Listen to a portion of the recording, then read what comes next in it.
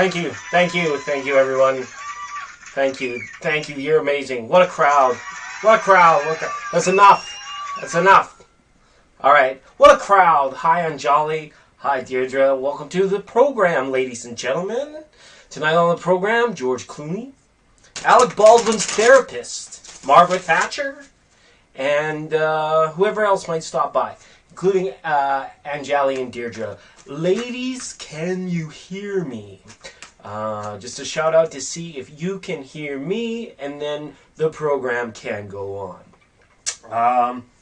Just a reminder, tonight, free condom night on the program. So any super chats, you will receive a free condom. If not, stick around and talk to me. I'm always happy, more than happy, to pull cards for you in the name of peace, love, prosperity, bliss, joy, abundance, love, happiness, health, and wealth. All of the above. So welcome. Let me get my pencil out. Let me get my pen out. Oh my goodness, I left it way over here. 1 second, ladies. Oh. Sorry, I don't mean to assume your gender. I know it's 2022, but I'm supposed to be clairvoyant or something, so I feel confident in calling you ladies. Hey, ladies, get funky. All right. Anjali, how are you? Let's jump right into it. What's on your mind, Anjali? Talk to us. We've got some big things in the works here at the studio. We're here Late Night Tarot on 99.9, and thanks for tuning in. Deirdre, thanks for tuning in, Anjali. Who knew you, ladies? Who knew you would be up this late watching YouTube? Who knew YouTube? All right. And Deirdre, where are you calling from, Deirdre? Please let me know. Anjali, go ahead if you got a question for me, just in case we get backed up real quick. I doubt we will. It's Tuesday night, and let's face it, we're flying under the radar here. Hi, my name is what? My name is who? My name is Chicka Slim Shady. Well, happy. You should say, my happy birthday was Saturday. My Saturday birthday was happy. New York, right? Deirdre, gotta love the Big Apple, where people flock from all around with huge hopes and dreams, only to find them crushed in the gutter 3 months later. Just kidding. Oh, what a beautiful town! What a beautiful city. Go ahead, run for governor and get stabbed. I mean, you know what? That's an automatic loss to me. For the other person, that's an automatic loss. Hi, Flo. Hi, my name is Flo. My Chicken Slim Shady. Okay, Anjali might have dipped. She's waiting for me to say I'm doing. I learned to say when someone asks you how you're doing, you should reply better and better, because that builds a good better and better momentum. Not build back better. That's socialist garbage. But just say better. I'm doing better and better. Thanks for asking how I am. How are you, Anjali? I think Anjali dipped. Deirdre, do you have a question for the reader? Hi, Rebecca. So it goes Anjali, who's not here. So we're already on Deirdre. Hi, my name is Flo. Hi, my name is Flo. What's up? What's going on? And Rebecca's here now. Thanks, Rebecca, for coming. How are you this fine Tuesday evening? Sacral Chakra Tuesday. Here, the late night program, 99.9. Yeah, the goofiness. So, coming up on some future programs, we're hoping to get back into. I've saved some souvenirs. Do we have time for this? Can we do this bit? Do we have time for this? Is Deirdre gonna? We might have time for this. I bought some momentums. I brought some mementos for momentum. How are you going back, moving forward in reverse? This is the old cigar top box, right? It's kind of racy. This was around the World War II, but I was using this. Remember when we were burning the bay leaf every night? The ritual de lo habitual? That's the original board that it came from. And you know what, guys?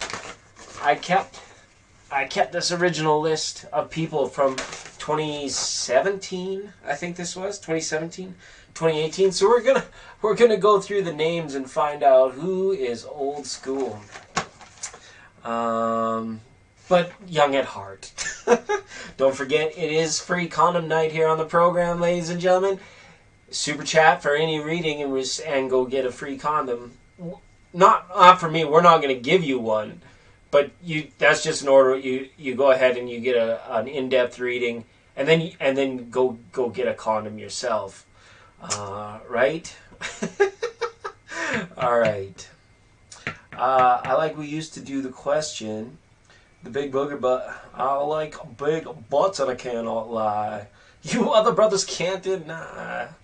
Hi, Ling. What's up? I'm going to add Ling to the list.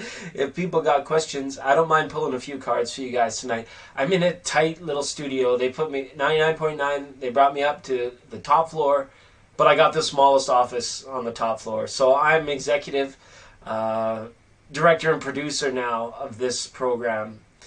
We'll be having a staff meeting. So yeah, that's coming up in future programs. Okay, we've got some great real live guests potentially lined up for the program. Announcements will come at a later date for those.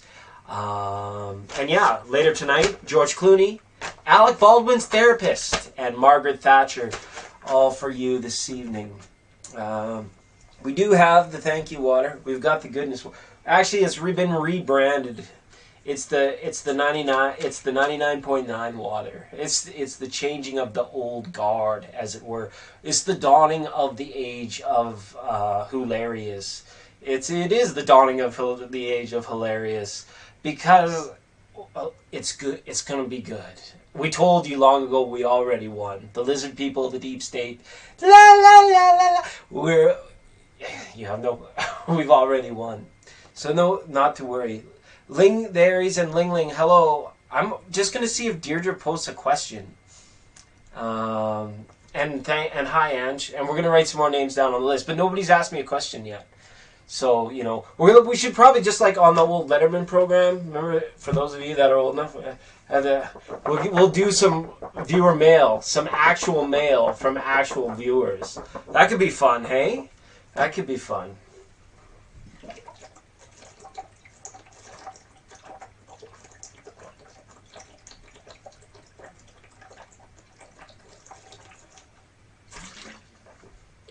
Thank you. Thank you very much. Yeah, I know you're the same I know you're the same person. You're the same, but you're exactly the same, but totally different. It's exactly the same, but different. That's the way things flow. Let me write down Ling's name and Ange. Welcome to the program, ladies. Yeah, so nice to have you all here. I like we used to do the questions. Do you just want a general reading? Do you guys want to do a group reading? Do you guys want to do a pick a deck? It's your program. You guys make it happen. You guys make it go. Just gurgling back the water. Holy moly. Oh, will I be moving? Perfect. Thanks, Deirdre. Will I be moving? Ling, Ange, and Anju. It's me, Anju. All right, me, Anju. I got you on the list. Got a new list started. We're good. But like I said, in future programs, it should be good. So that's just a little bit of housekeeping news. I'm technical director tonight as well as executive director. So bear with me, gentlemen and ladies and gems. Well, yeah, and I'm glad you're doing well. We got some junction at the Miss Junction. Something going on in the stars. But it doesn't matter, because we're here, live and direct from the Matrix within the Matrix. All right? Great stuff. Alrighty. Will Deirdre be moving? Tarot, please tell us, will Deirdre be moving? We're getting you guys' will Deirdre be moving? Will Deirdre be moving? Deirdre, these cards, you're the first reading of the night. They're just like, oh man, we all get to get sorted. We already know who's here. And Jolly, goodness gracious. Anjali, if you're here at the end of Deirdre's reading, I'll make you next. Okay? I called you, but you weren't there. Focused on Deirdre now. Oh, yeah, we got one message up for Deirdre. All right. Well, we should go over to the to where you guys can see the cards. Backstage for readings. We give you as much production value as we can. We know it's kind of gypsy town, but it's good. It's good. So you got the High Priestess, Deirdre. She's got a contract in her hands, right? This to me means it's like something last minute. It could be like, you don't know, and then boom. And if you don't know, well, now you know. And it would be like very close to the move-in date almost. This is interesting. And it's like you're a planner, but I see a contract coming. But there's like an agreement coming, like a last-minute agreement coming. Okay? I don't know if it has to do with the availability of the place that you go to get, that you go to look at. Because I see you with the High Priestess card with free will in there. Right? Oh, and you're doing a bit of purging too when you do move. Five of Cups is a good sign that you will be moving. It is a card of moving on, moving forward, moving. We're moving across the river to the east side. Okay? So yeah, Five of Cups. So you may even be doing some purging, and some of the items that I see you leaving behind might be difficult for you to leave behind. I don't know. They're just like random stuff almost, but stuff that's really important to you. To me, it's random stuff, but like to you is like probably pretty important. Okay? And if you want to move, you're going to move. Six of Wands. The certainness of victory. You're authoring this chapter, whether you're conscious of it or not. You're authoring the move. You're authoring this story, this part of your life. Okay, so I've got a 2, a 5, and a 6, but mostly the 5 of 6. I don't know if 56 days sounds about right. That's approximately 3 months' time. Also, 5 to 6 could mean 5 to 6 weeks. So a month and a half to 3 months' time. But it's coming like kind of last minute, I feel. Okay. I think you're going to be moving on. But it's like there's a last minute agreement that needs to click into place before you'll actually feel the reality of it setting in. Like, this is happening, right? And it kind of seems like it has a little bit of fast action to it. We got the river. We got the horse through the streets. I mean, that's movement. That's quick moving stuff, all right? God love you, Deirdre. Thanks for being on the show. You're one of my favorites. Deirdre, I want to check you against the old list. See if you're here. See if you actually were in town back when we were out saving the world. We were getting down. Does that make sense? Did that even resonate, or was it totally crackpot, left field stuff? Please let me know. You seem confused by it, and I don't know. I was just reading cards there. All right, 5 of Cups.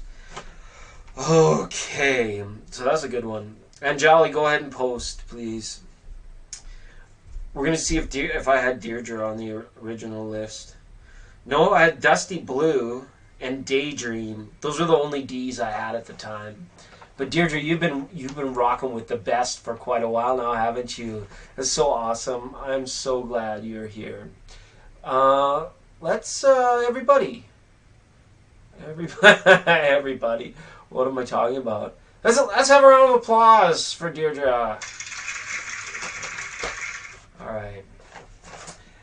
And Jali said, "How will be my man of my life? Personality traits, zodiacs. The zodiac. You going fishing? You going fishing on the river?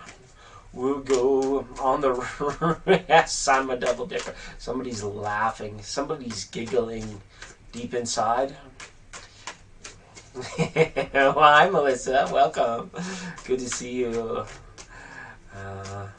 I think I don't have the link to the PayPal, but it's the PayPal me thing is listed in the description. I think I could try and post it, but my computer's on tilt. I'm in this tiny little corner office. They gave me the tiniest studio here at 99.9. Okay, show us Anjali's future man traits. Show us Anjali's future man traits and potential zodiac sign. Zodiac. We're going down to the river in our zodiac. The zodiac. Zodiac. All right, all right. Moving on, moving forward. Here we go. All right. It's good stuff. Oh yeah, I always forget to take you backstage. Let's take you backstage so you can see it. All right, there's first card. Looks like maybe Capricorn. The Zodiac, and then we got the devil, right? Don't worry, it's not the devil's work. You can, as long as you don't like spread negativity through your ability to read the astrology. The Zodiac is just fine. Two of Pentacles, more Earth. Yeah, that's a Capricorn card right there. And he could be a businessman, but he could be a businessman that's like still waiting to make his big break. Still waiting for his main ships to come in. Your future mate has 2 ships yet to come in, and one of them is you. You're on one of the ships coming into him, and the other one is his business, like the traditional proverbial ship coming in, where it's like, okay, now we got the steady income. Now we've got it, the cash flow going on. All right. And the King of Wands. And perhaps, because nothing is set in stone, never, ever, ever. The King of Wands is here to say, this is all about focusing your attention. You probably already know, Anjali, some of the zodiac signs that you like and some that you don't. And it's funny the way that the universe may surprise us sometimes with the person we're meant to spend the rest of our life with. But in the way you ask the questions, the cards are actually fairly more accurate onto the type of people that you might meet next that come into your life. So look for a Capricorn and look for potential fire signs that may really take interest in you. Fire sign really attracted to you at this time. All right. But maybe Capricorn is the goal, right? So Leo the Lion? Was it Leo the Lion? Thanks, Anjali. Thank you for being here. Hopefully that's a quick one. That was a quick one. Yes. He looks like a Leo. The Leos tend to have quite karmic relationships. Very benevolent tribe over there in Leo, though. It's really good stuff. Except for the mean ones. Just kidding, Leo. It's the dawning of the age of hilarious. Age of hilarious. Alright. Yeah. Okay, what are we doing? Do we have time for another free reading? We have time? Okay, we've got time for this. Hi, my name is Flo. It's Flo. Flo, it's your turn to post a question for the reader. We'll be happy to do some cards. Good times. Thanks everybody for coming, for showing up. Raise the roof. Emoji time. It's really good. Thanks, Ling Ling, for cheersing in there. That's really cool of you. No, I cannot sing. I should not legally be allowed to sing. It's not a thing that they should give you a license for it, right?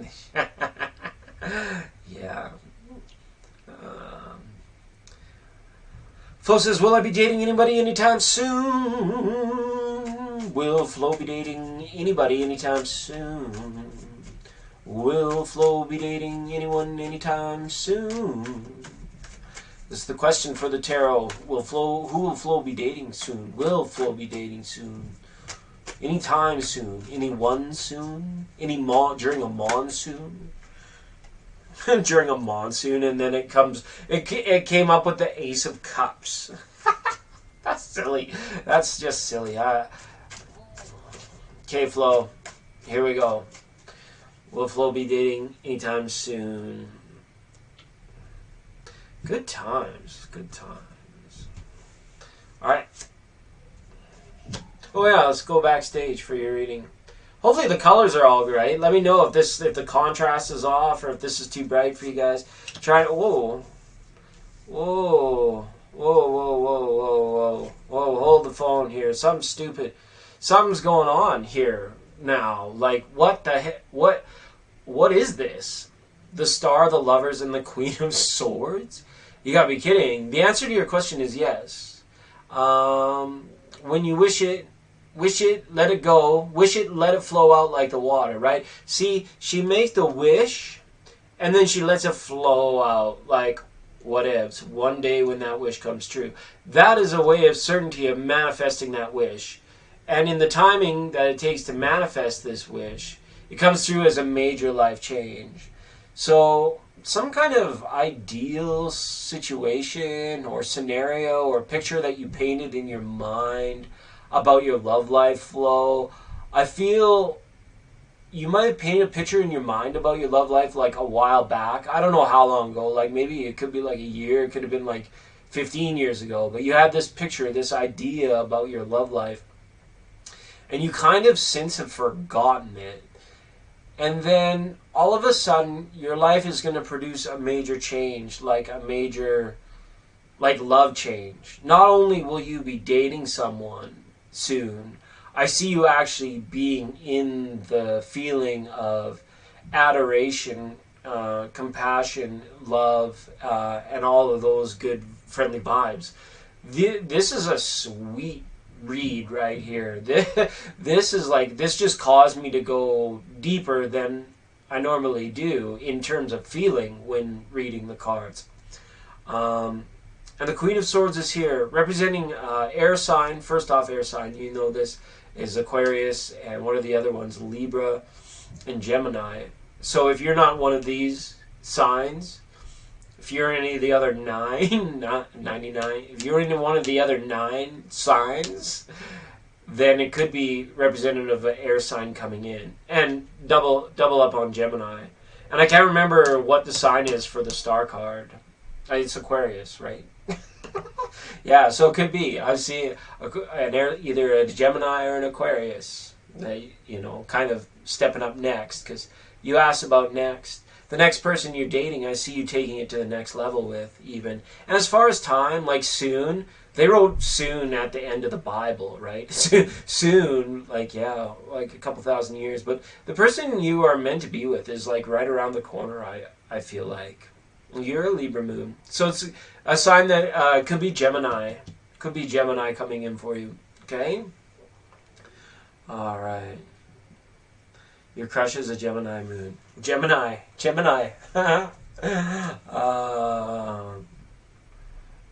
When Gemini got arrested, I told the cops it was just Gem. All right. Bada boom,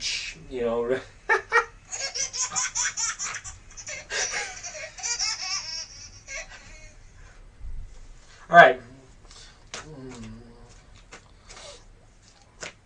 Yeah, it is a lot of air sign going on. All right. I don't know about the timing on that. That was Major Arcana and a court card. There wasn't even a pip card there to help indicate to me any kind of timeliness on this. So I'm taking it as next, rather like soon, like whoever's coming in next. All right. All right. So thank you, Flo. That is ridiculously fun to read your cards. Ridiculously fun. Okay? And don't forget, just because we're a little bit lighthearted around here, doesn't mean it's not authentic tarot. All right. Okay. All right. So thanks, Flo. I'm going to update the list, and then I'm going to add the new people to the list that came in. So if you're new here and I haven't said hi to you yet, please put in an emoticon or a letter or two in the chat, and we'll get you on the list.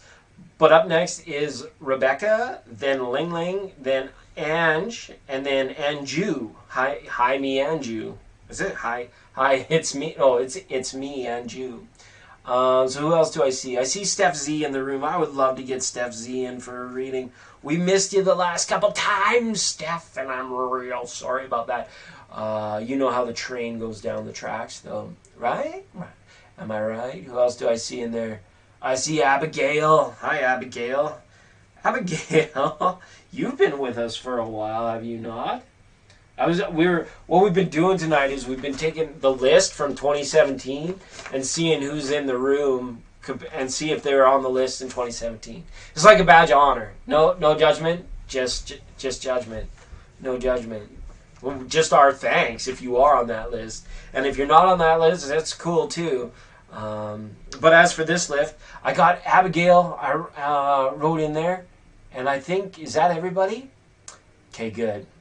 You're welcome, Flo. Thank you. It's me and you. Is X Aries? Is X Aries is my future, or new is on? Okay. Is your ex coming back, or is it's going to be totally somebody new? All right.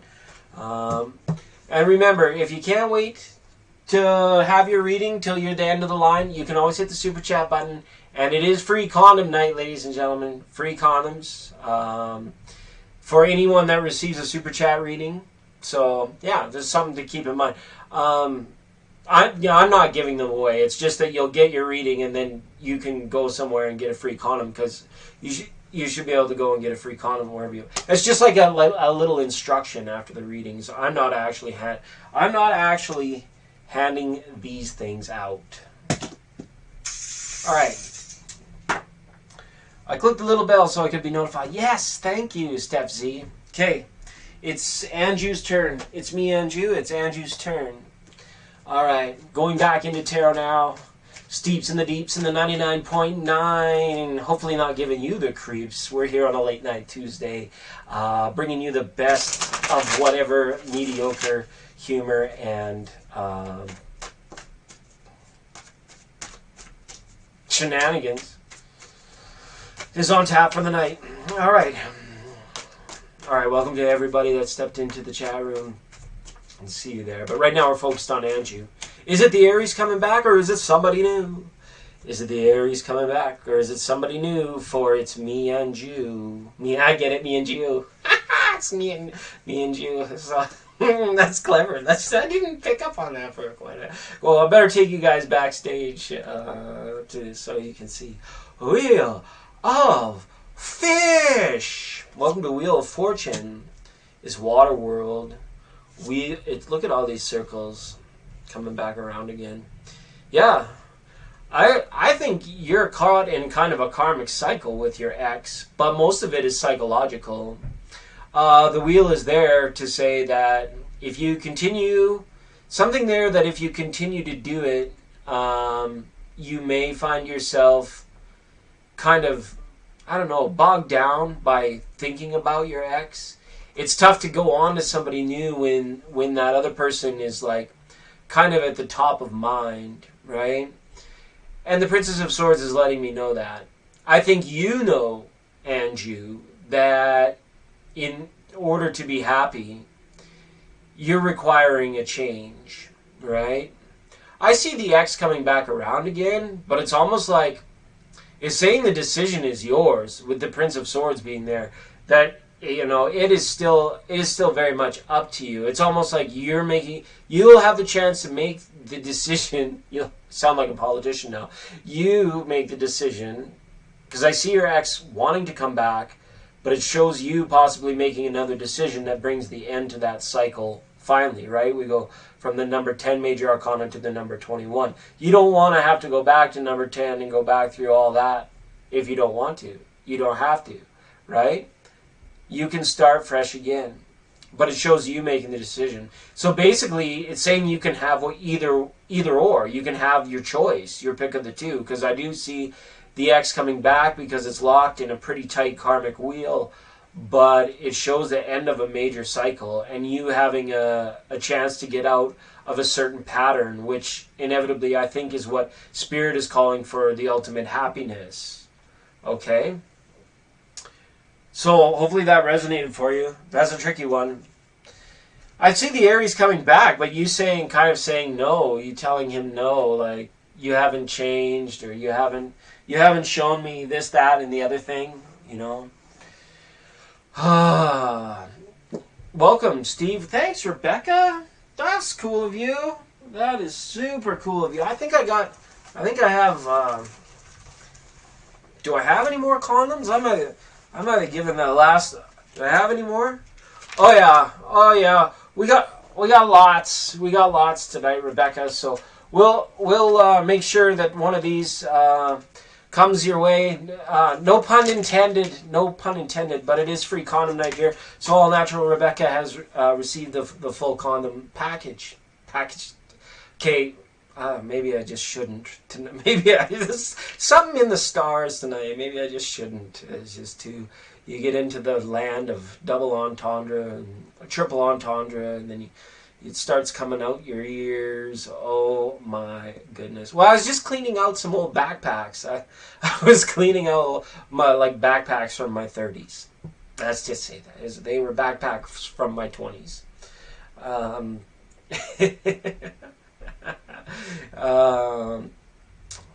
Right? Clean out the backpacks and then clean out the pipes and then...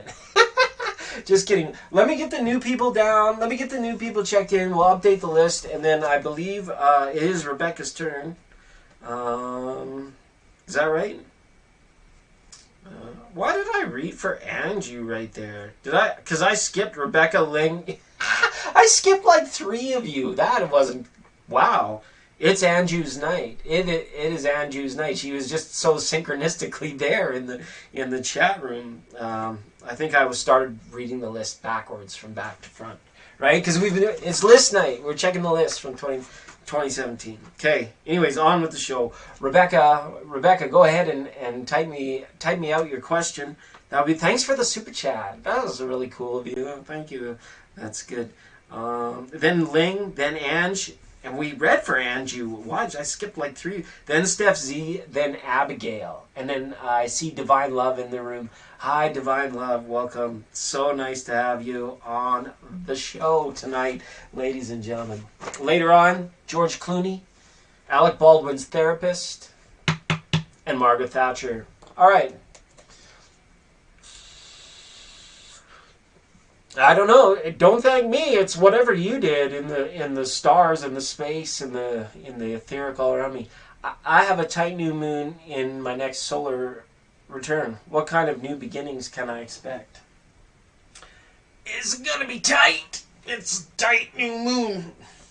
Maybe it's a shady link. Have you heard that expression? The shady link. You know, that person that you know about but nobody else knows about.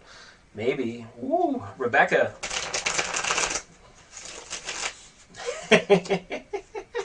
Oh, my nose is itchy, Rebecca. We're gonna connect. We're about to connect. My nose is getting itchy. All right. Point it. Never touch my tarot card. Just never touch my tarot card. Just kidding, everybody. Filled with such good energy. Such good energy. We took them right from the nose and put them on the cards. All right. And you just leave it in. No need to edit it out. Just leave it in. All right. Okay, here we go. We're asking, what can Rebecca expect? Rebecca.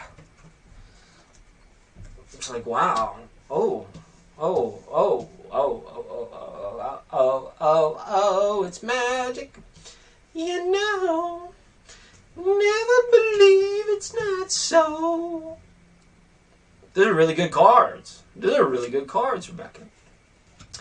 And the 2 of Wands. All right.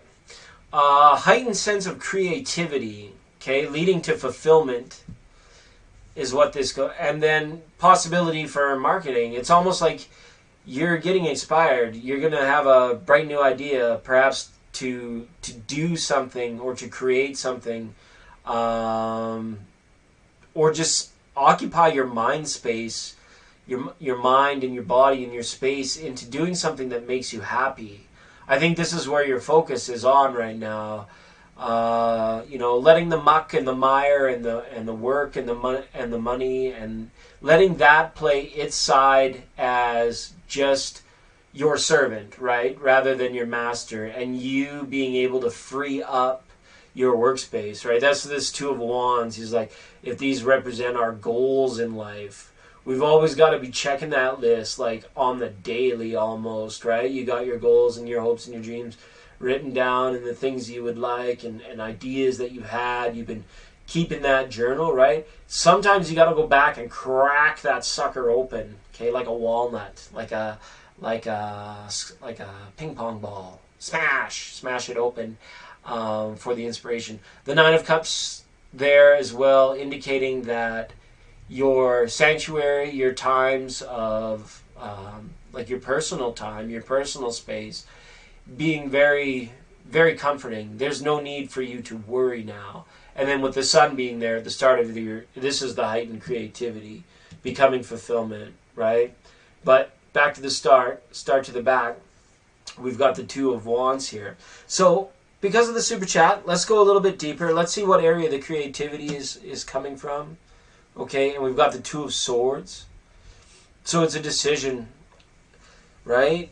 The Two of Swords. So where's it? It's almost like you have two ideas, or there was something that you really wanted to do, but you never believed in yourself well enough to do it. And I think that this particular moon, it's tight. Look at this tight new moon. This tight new moon might be saying, all right, it's time. You make a aha or like a it's time moment where you like just believe. Your faith becomes validated through certain signs, and then you're encouraged to go farther or to move further into it. Your creativity, that is, because we were asking about the source, right? All right, let's look more at the fulfillment. Oh, there, Nine of Cups, Nine of Pentacles, right? Yeah, something about this body-mind space thing you've got going on. It's saying, you know, even time in sanctuary, not as a recluse, but like, you know, kind of picking up that vibe that, you know, we're all in this big old ocean together. We're all sailing the seas together. And when you're safe and you're cozy and you're comfortable, then that's the time to create, whether it means going within and exploring and then just getting it out in the body space that you have. A lot of times, Rebecca, we do things outwardly. We go out into the world and we do stuff. This new moon might be showing you a night of energy and reflection where it's like, because I see you being at home for it, where it's like it brings in certain energies of let the room around me become a blank canvas. What can I envision? What can I see? What do I think about that I've never wanted, right? And the Two of Wands. Don't be afraid to look back into those old journals. Do not be afraid. And I think it will be such an introspective time for you more than anything. But it's leading to creativity and then fulfillment. So whatever, it's a pretty good moon for you, right? Yeah, you've been raising the babies. You've been going out in the world and doing stuff, right? Like I mentioned, you've been out there doing it, right? It's almost like it's going to start to reflect back as like, this is what the world wants to, this is what your higher self, your inner spirit and your goddess, angel, everything, your source, this is you, right? That's want to do for you, right? You, little you, like here with me in the Matrix, little you, the one you can touch your face and know that you're real, right? Right? Okay, Rebecca, thank you so much. Really cool of you. All right, so let's welcome in the new people. People. We got people. We got people. We got people, polka dots, and parrots. Okay. Ling Ling, are you here, Ling Ling? Then Ange, then Steph Z, then Abigail, and then Divine. I see Jerica here. Hi, Jerica. How are you? How are you? How are you, Jerica? Rouse, good to see you. Good to see you, friend. I think let's check Rouse's name. I think Rouse might have been. You've been driving with us for quite a while. I got Rosie, Rupali. Rabia, Rebecca's been here for a long Rebecca, you're on here. That's pretty wild. Thanks, Rebecca. You're so sweet. You're so sweet. And I think that was just about it for the R's. Oh, and Crafty. Robert's there. Okay.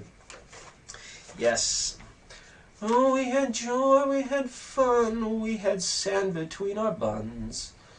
And the hills that we climbed were just starships out of time. Ling ling, ling ling, ling ling, ling ling. Any action from ST towards me this week, as in romantically? Woo woo! All right, let's do this. Let's do this on behalf of romantics. On behalf of romantics everywhere. Oh, welcome, G. The list isn't closed. Let me let me write. I was doing R. I wasn't, or maybe I was doing R. I haven't done S yet. Just hold on. I'm putting down G. Welcome, G. Thanks for being here. All right, Divine Goddess. Is this different than the other divine? We might have two divines now. We're so divine. We're so divine like a fine wine. We're so divine like a fine wine. Okay, focus on Ling Ling now. Any action from ST? Action. Action. Okay, as in romantically. Any romantic action? Any romantic action? Okay. Ruins it's divine. It's the divine hour. Yes. Romantic action, please. ST. Any action from ST towards our little Ling Ling Aries. Thanks, Ling Ling. Always a pleasure to have you on the show. You're so wonderful. You're so very wonderful. Let's take you backstage. You can drink from my glass. All right. Here we go. Six of Wands. Four of Cups. Oh, wow. And the Hierophant. Wow. I don't think so. I don't see any really romantic action coming forward in this little free reading. Just a quick tap into the energies of this situation. Six of Wands being here, saying moving forward in the world. Busy week ahead for both of you. But the Four of Cups is there saying, like, love might not be on the top of mind for one or more of the parties involved here. And the Hierophant says something either to do with Taurus, or somebody is like committed to following their beliefs or doing what's right by spirit this week, which means I don't see like the interaction of like any new karma, like karmic things. So it's almost like he wants to, but there's something that's preventing him from doing it. And I don't know if that's represented by work or potentially by family life, with the Hierophant being there, right? It's interesting.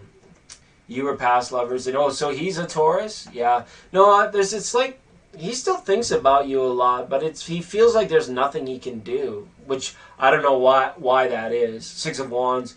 And it's not really maybe overly priority right now with whatever else is going on. Seems to be top of mind with this Six of Wands. It's like, this is when you really put your best foot forward in the world, and you're really like promoting your own self-interests, is when this comes up.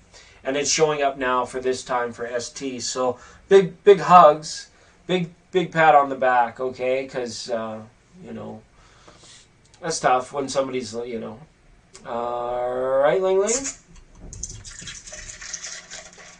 All right.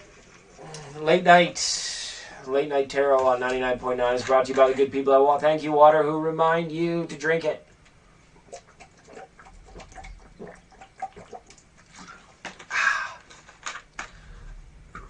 Yeah, no problem. Sorry, it can't work out. Sorry you guys can't get together and do the hokey pokey. You put your right foot in, you put your right foot out, you put your right foot in and you shake it all about. You do the hokey pokey and you turn yourself about, and that's what it's all about. Yeah. Right? Okay. It's good stuff. Absolutely. Absolutely. Let's welcome the new people. Let us welcome the new people, and we will continue down the list. Ange Love, are you there, Ange? And then Steph Z, then Abigail. And then I think I have then I have Divine Love.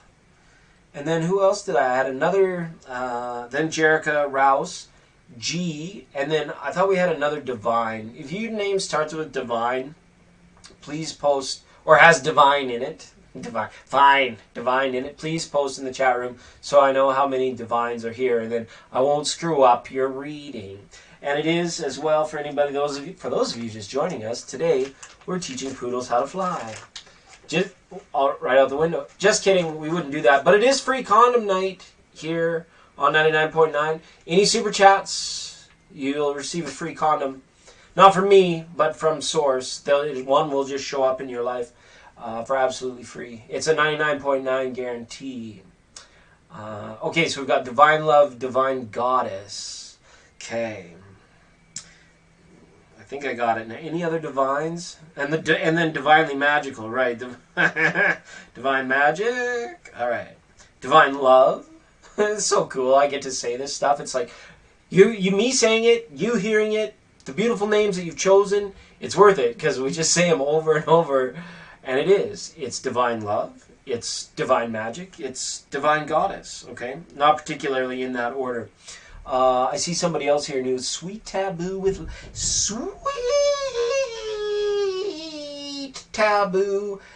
love. I like that name too. Sweet tooth. I should call you Sweet Tooth. Sweet taboo. Boo.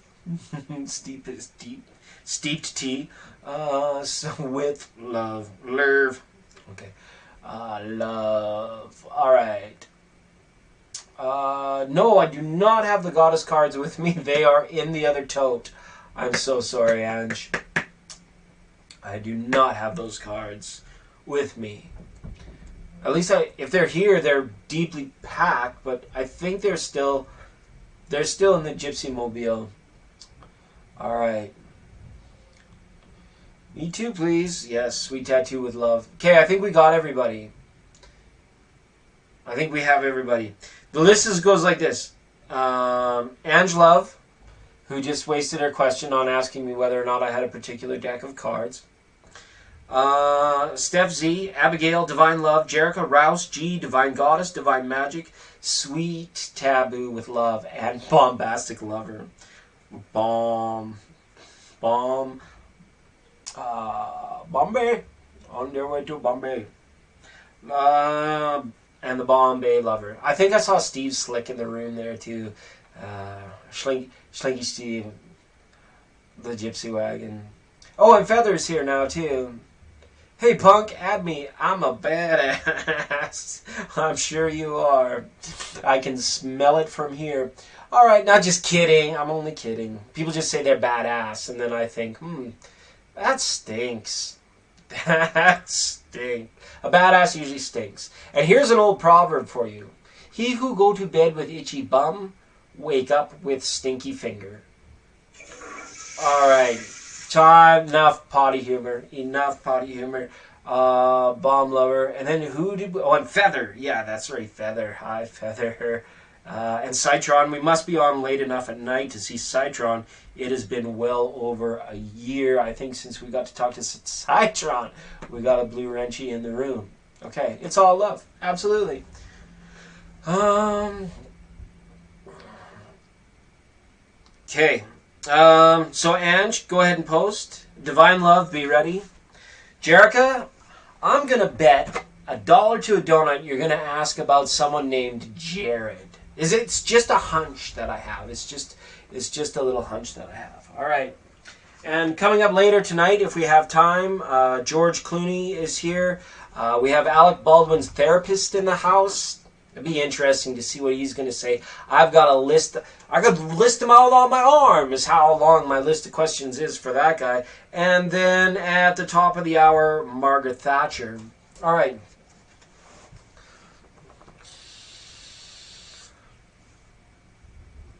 Keep skipping you. This is the first time I seen you. This is the first time I seen you. But don't worry, you're lucky because you're talking to the executive director, president, and CEO of 99.9. And I got the smallest little office right now. I'm good to my people. I'm good to my people. It's not hard. It is hard being a billionaire. It is hard. Okay. Just a little love game I like to play. So, Your Majesty... Yes, Your Majesty. I'll put you on the list right now because it's the first time I see you, Your Majesty. Sorry, me and the guys that were on patrol out at the main stronghold there, we were slacking off when we didn't see you over there. Okay. Spirit messages, you know, okay. Let's go into a quick oracle deck then for you. Let's see what we can draw out. Spiritually. Alright. Thanks. I'm skipping Tuesday. Yeah, I don't blame you. I didn't expect the list to get this long tonight on a Tuesday night, in all honesty.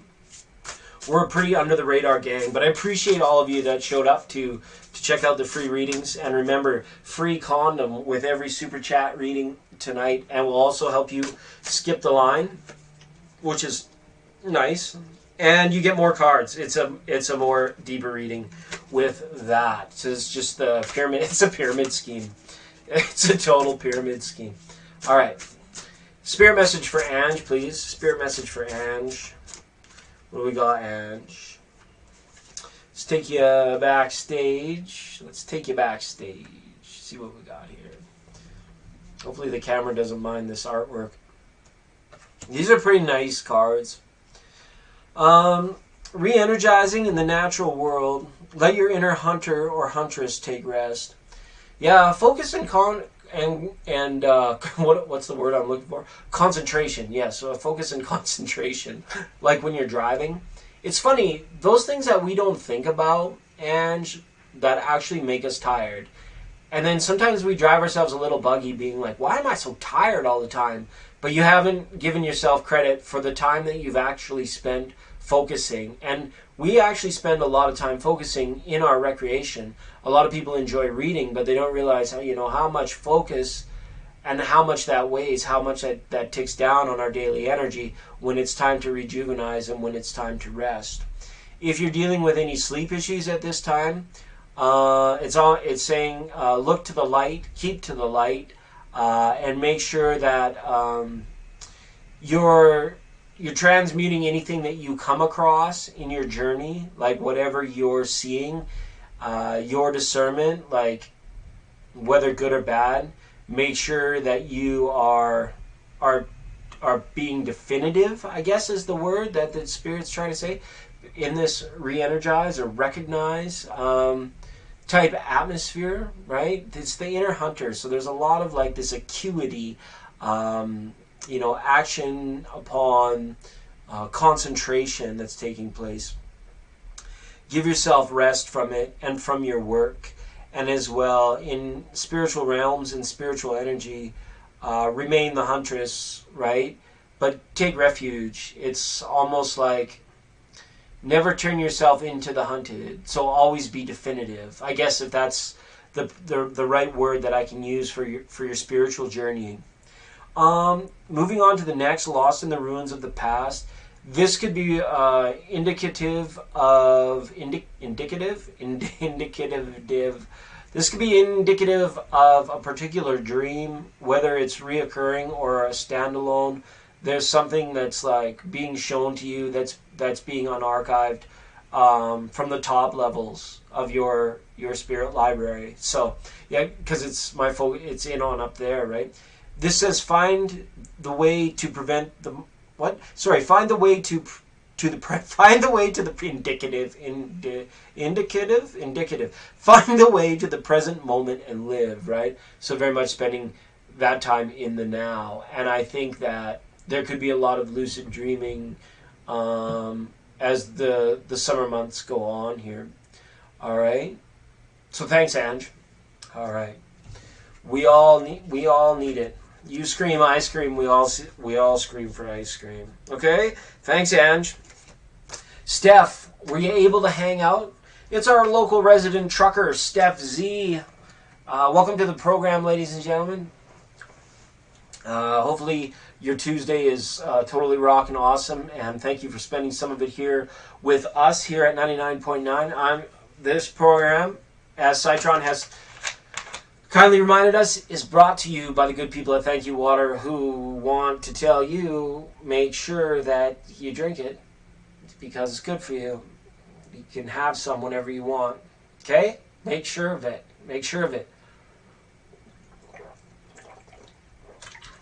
Whether you're prepping or whether you're just floating down the river. And there's lots of water.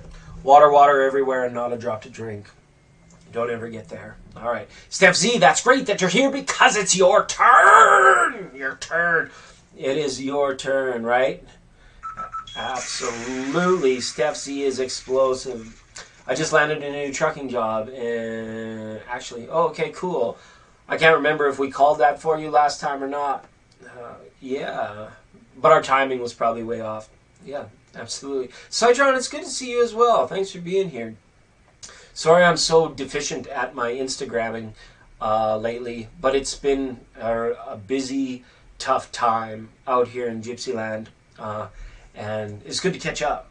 Welcome, Steve. Steph C says, I actually wanted to see if we could read the energy on how that will go. The new job. Okay. Yes. Yes, the answer is yes. Let's do it. All right. Wonderful, wonderful. All right, and then after Steph's reading, I will update the list for all of you who've been waiting ever so patiently. It's good to hit the subscribe button here at this channel. I'll never ask you to do it, but I want to let you know that it is good to do it, because you never know. I never know when we're going to be on. You never know when you're going to be on. And you know, if you want a reading, if you want to join the tribe, if you want to join the fun we have over here, it's the best way to make sure that you get in. Otherwise, sometimes, you know, if they turn into long live streams and we don't catch everybody. But thanks so much. I couldn't do it without you. I couldn't do it without you, Palace. All right, here we go. Got you. I got you, Steph Z. Here it is. The Hierophant. Oh, I better take you backstage again. Second time this card's been out here as well. Maybe a Taurus involved in the job. Or perhaps you're going to feel like you're married to it. Like it's going to be your lifestyle almost, right? And you're going to be both learning and teaching at the same time. That's what I love about this card. Is there's double keys down here. They seem to always show me when somebody's in a position of being able to both learn and teach simultaneously, and it's a real harmonious environment to be in. There might be something that beyond your control in taking this job that you feel like it's kind of a pity to live without or to do without. This could be a person, a place, or a thing. It's just something that you might miss from being on the road so much. But don't let it weigh heavy in your mind. Four of Cups is saying keep your mind busy and don't become like so focused to the point of obsession. You know the road. What is it? Don't let the sound of your own wheels make you crazy. We may lose, but we may win.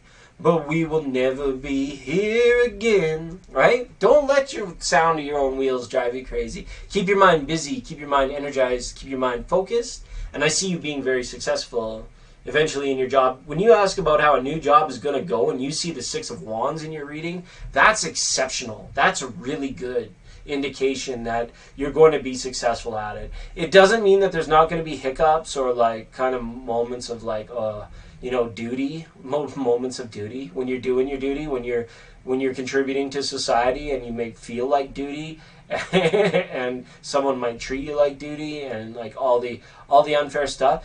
So the Hierophant as well is there saying keep in good karma. The better spirits you stay in, the better the job's going to go. That's kind of just part and parcel, hand in hand. Put your hand in the hand of the man who stilled the water. Put your hand in the hand of the man who crossed the sea. Take a look at yourself and you might look at others differently. So put your hand in the hand of the man from Galilee. I'm just kidding. All right. Here we go. Whoa. All right. There we go. Empress, hi. Welcome. Welcome. We gotta settle down here. We got new people in the chat room. All right. I see Empress is here. And then we'll go ahead and update the list. It goes like this. Here's a list, and it goes a little like this. Abigail, you are up next. Then Divine Love, Jerica, Rouse, G, Divine Goddess, Divine Magic, Sweet Taboo with Love, Bombastic Lover, Feathers, Birds of a Feather, they stick together. Nothing you can say can tear me away from Citron. Then Your Majesty, then Empress. All right. Coming soon. All right. No, this is for Abigail, if Abigail's still here. Eve, welcome, Eve. I want to check and see if Eve. We got Steph Z. Thank you so much. I love you to death. I love you to tears, and you know it. And you know it, lovely lady. Let me go through S and see who we got here.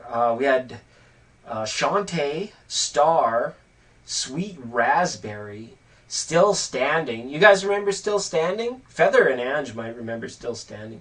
Sand Angel, Sam Green, Sunshine, Soul Illumination, Sophia, Safak. Remember, you guys remember Safak?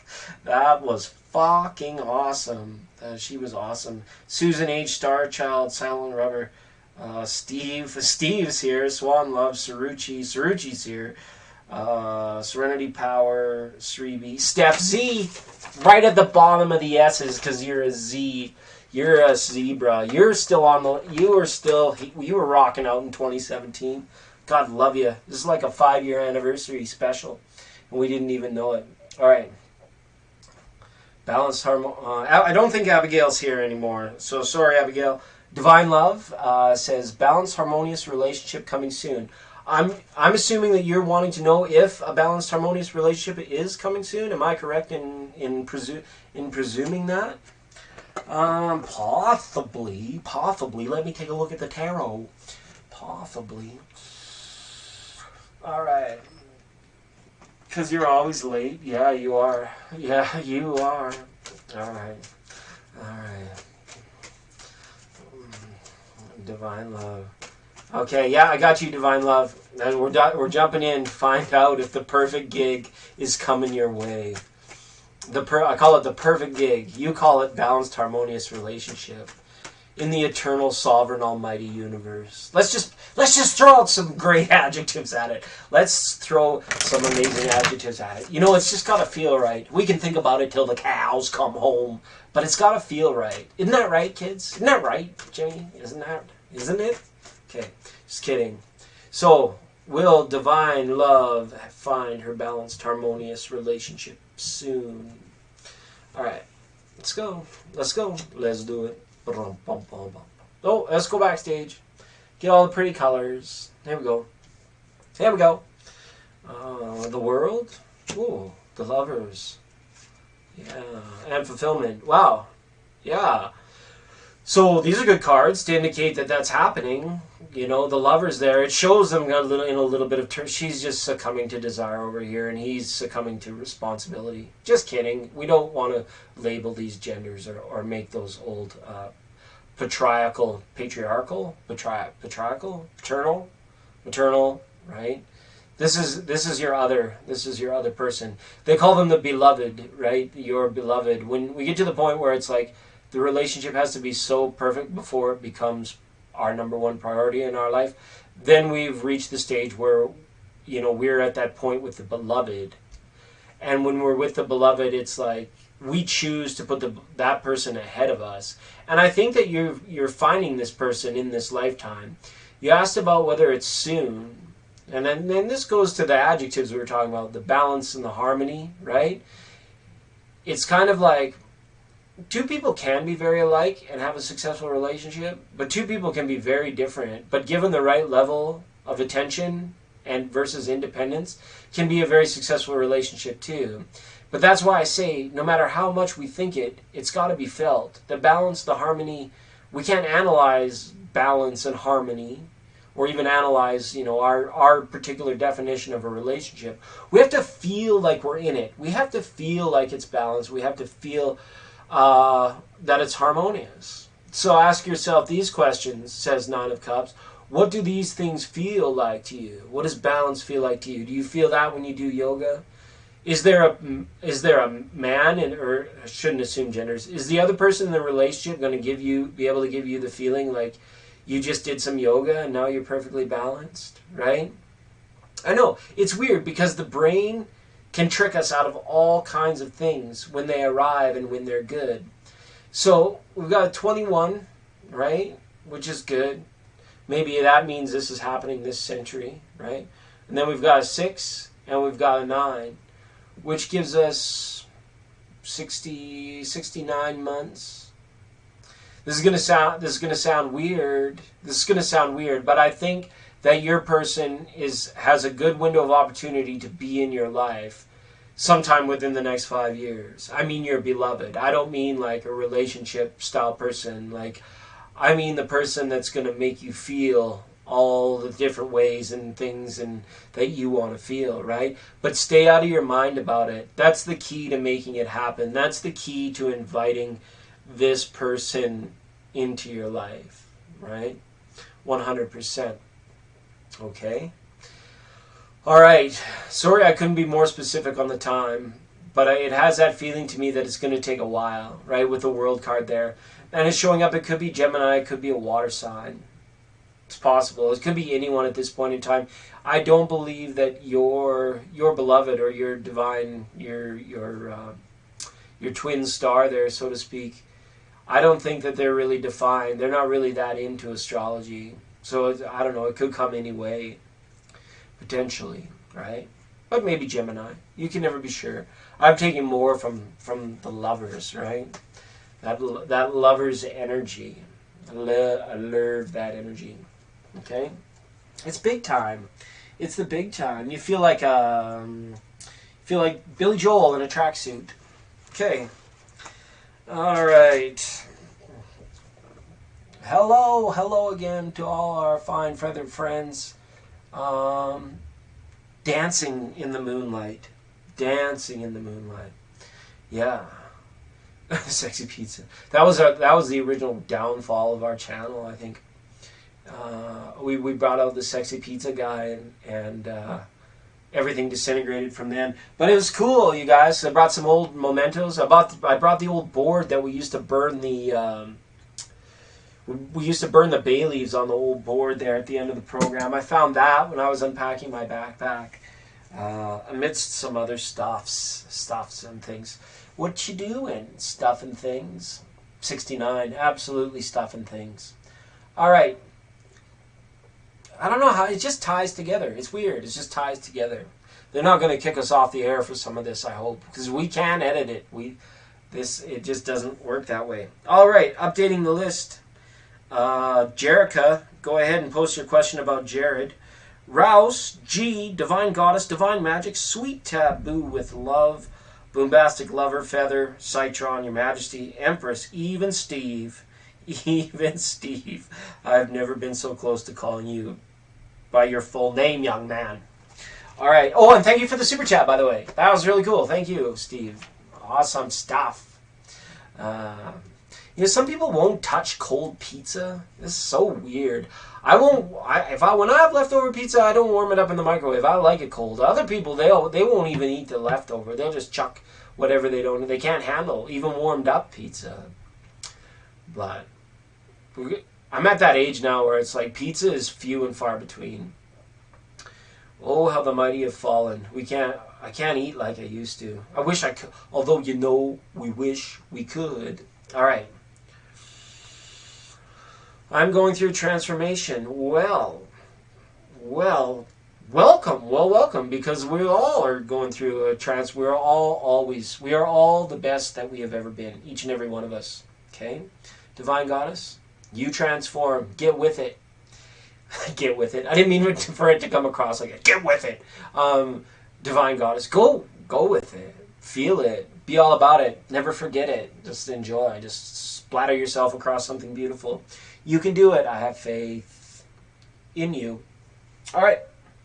Jerica is not here. Rouse, are you still kicking around? Rouse. I checked for Rouse, I think. Rouse must have came in just after, because Rouse has been with us for a long time. It was good to see Rouse. We had Rupali. Yeah, we had Rupali. Let's check for Citron, if we had Citron back then. LMNOP. We had Priyanka and Peter. We didn't have Citron back then. Just a piece of lettuce. Absolutely. Just plain old lettuce. That's all we want. Jerica, what do you want? Jerica, what do you want? Let's find out what's up with Jerica. And then Rouse has a little bit more. Rouse has even more time. Rouse is lucky that I'm so nice to Jerica. Because Jerica, without you, we wouldn't have a program. Let me tell you what. You're the glue that keeps us together. You're just smiling? Well, that's good. Hey, Rouse. Welcome. I just wanted to let you know to get ready, because you're up next, if you heard your name while you were doing other stuff. Like Jericho was. Okay. You know who we haven't heard from for a while is SK Erica. Skerica. We haven't seen Skerica in quite a while. Let's see who else we can find on this list.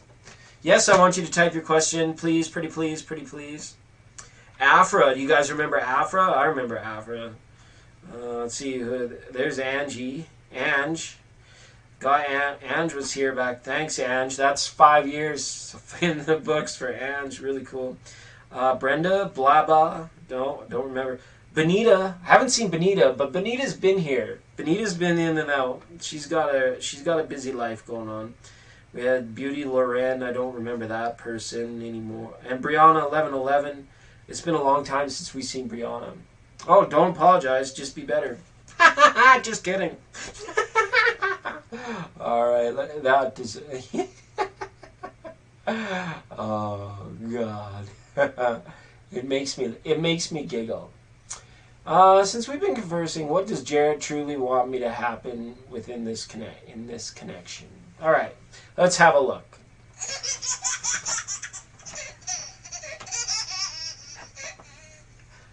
All right, let's find out.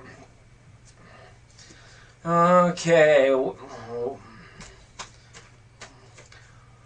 What does Jerry truly want to happen in this connection? I think it's getting close to 5 years. It's getting close to 5 years. What does Jared truly want in this connection? What does Jared truly want in this connection with Jerica? It's perfect, Jared and Jerica. If your last name was like Jurgens or Jurgensen, Jared and Jerica, Jurgensen from Germany, Jared and Jerica. What is Jared's true intention with the connection with Jerica? Jared and Jerica. Show me Jared and Jerica. All right. Let's have a look. Let's see. The tower, the princess of wands. Young love, get out of my mind. Oh, didn't even center the cards. Okay. The tower. So there's maybe some talk or some issue about like where you guys live, like the distance between you physically, like how far one person has to like go or drive or commute to see the other person. Or this could be reflective of a discussion coming about like living together, like cohabitating. Like it's almost as if one of you wants a lot of space and the other one wants to be like super close all the time. And I'm not sure which way that flows. Okay. So with the Tower card being here is that one of you might be moving, or at least some kind of momentum or some kind of like lightning or inspiration has struck, and somebody's like on the move now. Somebody's come out of their, kind of, it's when the Hermit comes out of Hermit mode, you usually get the Tower, which indicates a move of some kind. The more you press on issues of relationship with this person, I feel the more it divides you, okay?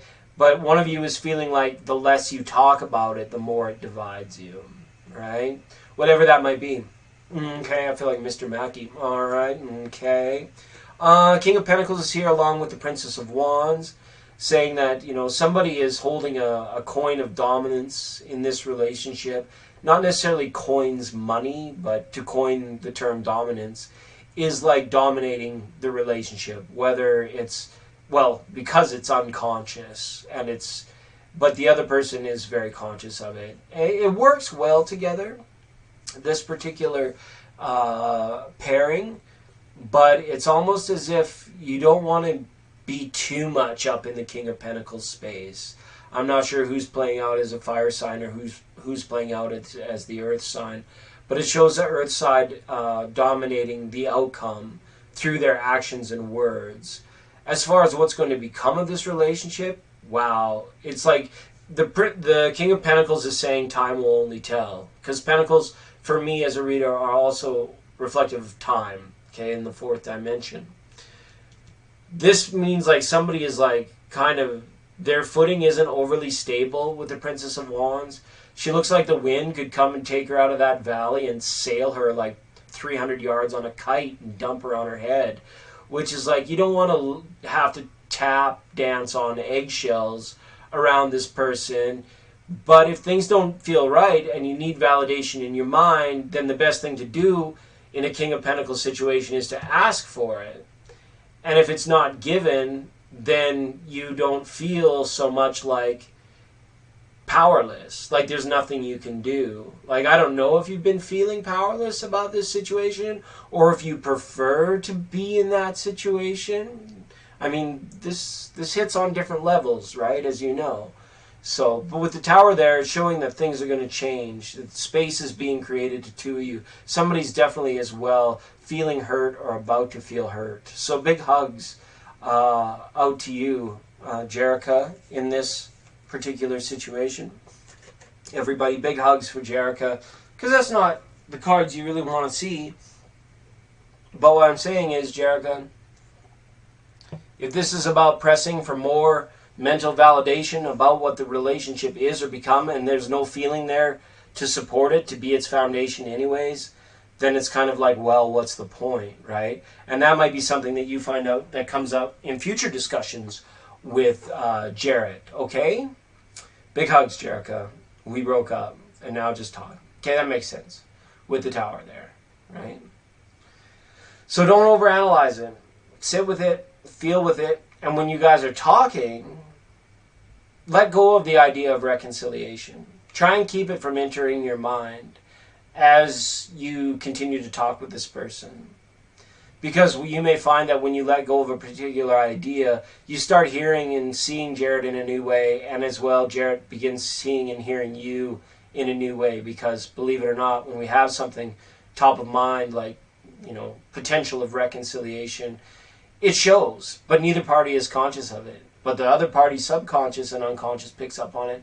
And when it does that, it indicates that it's a good match. It indicates that, the angels, like your angels and his angels, or your higher self and his higher self, something's going on up there, right? And that's what you want to make sure of when you're looking at relationships. It's kind of like you don't think about it because you think you're in control.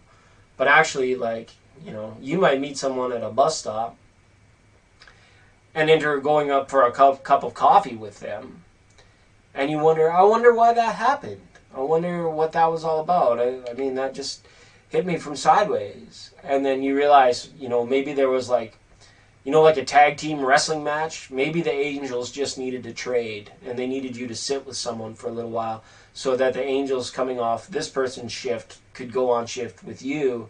And certain angels, they move around by having you move around and meet and smile and be nice to other people. And then that way, the angels, they form a stronger army or etheric shield or whatever the hell it is they do. All right. That will be where you can tell where they put us up here on the 44th floor and we're closer to God than we've ever been. Just kidding. No, not really. Really not really. Okay. It's Tuesday night. It looks like the list is slowed down. Thank God. Let's get through what we got here. And if I am able to do that, well, whoopity-doo. Whoopity-doo. Okay, thanks, Jerica. Rouse, I know Rouse is still here. Then I want to talk to G, Divine Goddess, Divine Magic, Sweet Taboo, Bombastic Lover, Feather, Citron, Your Majesty, Empress, Even Steve. Eve and Steve. Welcome, Eve and Steve. Oh, Steve, you super chatted. Why did I not let you go first? There's certain rules to the game that even I forget. It's because you got the blue monkey wrench. It's because you got the blue pipe wrench. It's because you got the blue spanner. It's because you got the blue socket, half-inch drive. It's because... Steve, do you or Chloe or anyone there, do you want any cards tonight at all? I totally just... Earlier in the program, I skipped over 3 people. Hi, Shanner. Welcome to the program. Shanner Banner Bobammer. Welcome, Shanner. Good to have you. It's Late Night Tarot on 99.9, brought to you by the good people at Thank You Water, reminding you that you're amazing.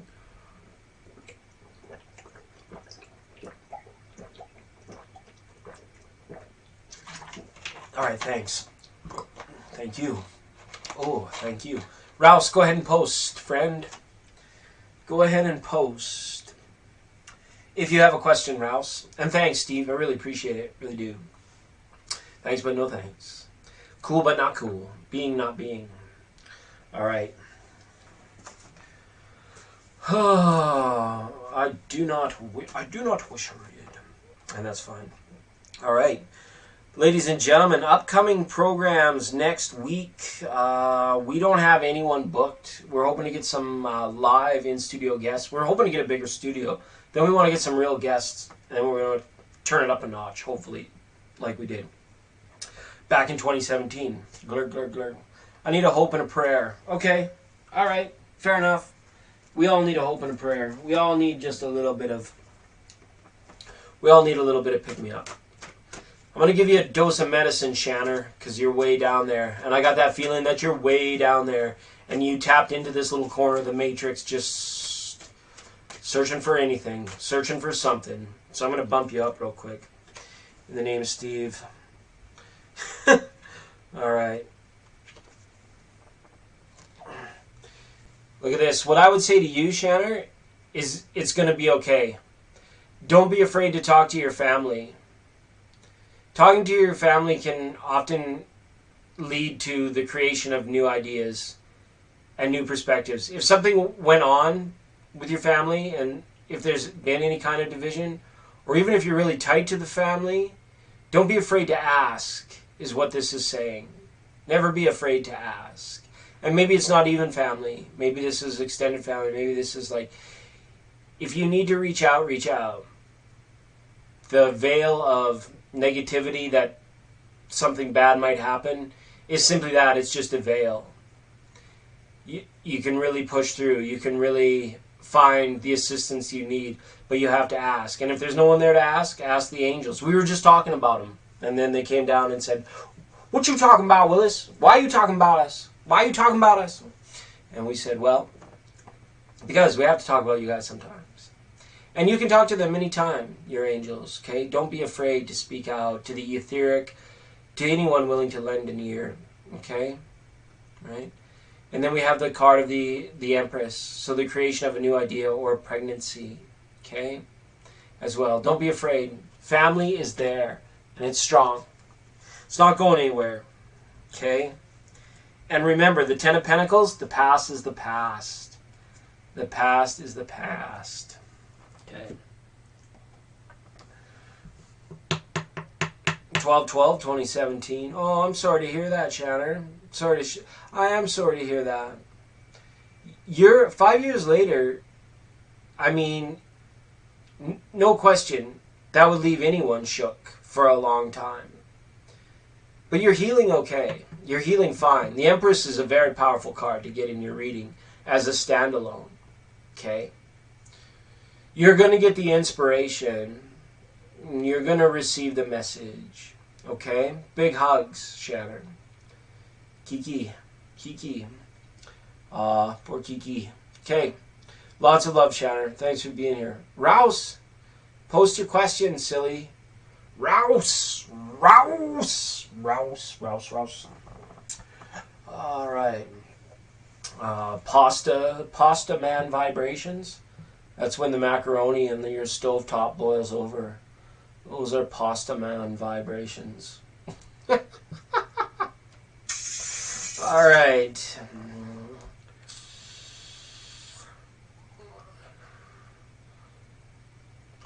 Yeah. Steve. Too funny. Past is past. Yes. And that's why we don't really read on the past, right? Especially if you ever pay for a reading, don't ever ask about the past. That's just not good business sense. Readers don't like reading about the past. Inevitably, your spirit doesn't like receiving readings about the past. Oh, God, it's just a shelliness. But sometimes there's good stuff in there. What do spirits want me to know? Good question. Rouse, thank you. Thank you for being here. Thanks, everyone, for showing up tonight. It's a Tuesday. I was quite surprised, but super glad you can make it. All right. People pop in, people pop out, people pop off. Okay? I'm popcorn. Oh, this is the wrong deck. This is the wrong deck for Rouse. Rouse wants merit. Rouse. Show us Rouse, please, Oracle. Show us Rouse. For Rouse. Okay. Let's take you backstage here, Rouse. Let's have a look.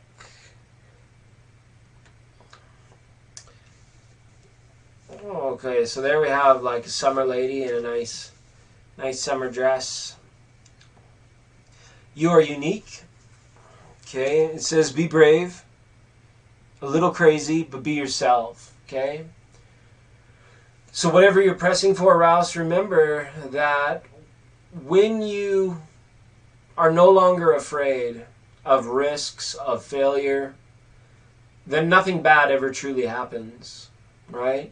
Maybe a little at the start to test the level of your resilience to fear. But you're in a pattern where you're shaking off a lot of old apprehensions, I feel. Spirits is kind of saying like you're re-emerging here. You're maybe one of your planets, one of your big planets. Maybe you're having a return of some sort. But there's an emergence there of you, the new you, the you that was unlike you from before. That sounds so cliche. But it is. Because this is about, and it's deeper than individuality. This is about your spiritual signature, right? Not that, it's not like here in this world where your signature is like usually reflective of your financial matters and contractual obligations. The spiritual signature is more like the tag on the side of the oil car on the railroad, on the locomotive, right? A graffiti artist comes and leaves a tag on the railroad car, right? So this says to me that your visioning, your knowledge, or that place that you envision where you're truly relaxed, it might be a physical place, but you're refining it now. You're refining what, almost like your ideal space where your spirit finds the most comfort and joy. And right now, the spirit is finding some comfort and some joy in being a little bit vulnerable, a little bit risque, so to speak, okay? And risque, I mean risky, right? Get a little crazy. Just because Frumpy Mumblebutt at the grocery store has a frown on his face doesn't mean you can't say hi to him. He would like it to say that you can't say hi to him, but you still can say hi to that person. You still can engage that person. If there's interest, if there's need, even if there's just friendliness, and you start engaging, then you act as like the spiritual Kickstarter role. And I feel like, yeah, spirits like cause me to snap fingers here like some kind of autistic kid. But it's like, it has that very quick momentum. They're saying, Rouse, your role is like a Kickstarter. You know, when you give a quarter, 3 days later in that same spot, somebody receives a miracle, right? When you are friendly to that person that, looks like they needed their spirits boosted, 3 months later at that very same spot, a miracle happens. But you're like the initiator. You're the one that took a vortex of negative energy. Maybe it's a bad counter at a shady McDonald's, or God knows what it is. Maybe it's just an uncomfortable place that you have to sit in at the DMV or in line for the train or whatever. I keep seeing trains here for some reason. You kickstart that energy, that positivity, and that benevolence. And I feel that that's where you're coming in, the time you're coming into right now. You're going to do it whether you're conscious of it or not. It's more fun if you are consciousness. You are consciousness. But it is more fun if you are conscious of it, because then you feel like you're a part of it. You get to experience a wider slice of heaven on earth, so to speak. Second card said, rise above the dark days of life. Do not fight them, but have faith, and the light will always return. It's a very powerful spiritual lesson, walk, road, etc. to be on when you roll with acceptance of everything from what is. It gets really interesting, because sometimes it's pain, sometimes it's worry, sometimes it's things that are beyond our control. it's better to state to spirit that this is beyond your control and that you need help with it, rather than resenting the fact or trying to change the fact that it is beyond your control. Unless it's something, of course, that you should be in control of, then by all means take control. But that's just the nature of that one. So when it comes to acceptance, recognize the areas of your life where you wouldn't get stuck mentally, physically, emotionally, or otherwise if you didn't fight against the idea, if you accepted the idea, if the idea wasn't your own, or if it was something beyond your control. Okay, Rouse? That's the messages from Spirit for you tonight. Thank you so much. I enjoy doing those readings, and thanks to Ange and Rouse for asking in spirit and receiving the oracle. Yeah, they are pretty cool. I was buying books for my mom at the bookstore, and I sneak over to the New Age section, and I said, "What's new? What's this hair sauce? What's that? Where's this hair sauce? What's this hair?" And that's a deck that jumped out on me. Okay, on me. I fell down, and then paranormal struck. I fell down in the aisle of the indigo, and then the tarot deck fell on my forehead. It was really crazy. It was really crazy. No, that never happened. Not once. Okay. Here we go. Anybody who's next? G? I see the message was retracted, but G, it's your turn. After G, we've got Divine Goddess, Divine Magic, Sweet Taboo with Love, Boombastic Lover, Feather, Citron, Your Majesty, Empress, Eve, Steve, and we did a quick little reading for Shanner, because Shanner was having a tough night, right? Even that stuff that happens long ago, yeah, it's shattering. It's shattering. So our heart goes out tonight to Shanner Bobanner. How does J Moss view me, feel towards me, versus other options he's possibly dealing with? Okay. You feel like he's rating you? You feel like he's ranking you? You feel like he's playing hot or not? You feel like he's playing spin the bottle? Go kiss in the closet for 5 minutes and then come back and then pick a girlfriend. Hey. All right.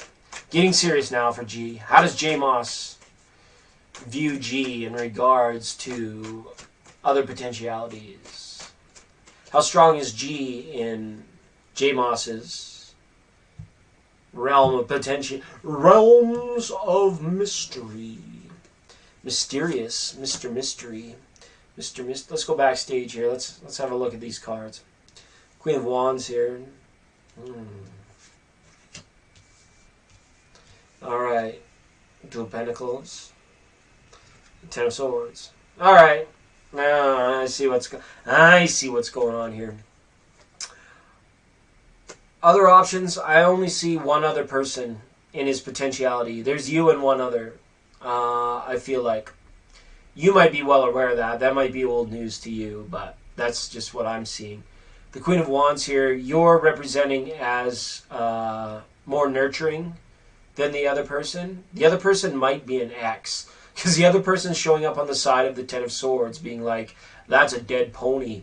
That horse has been beaten to glue. That cycle is over. I think things look very good here if you're not the ex. Okay? If you're J Moss's ex, I have a feeling that you might not be ranking up as well. But if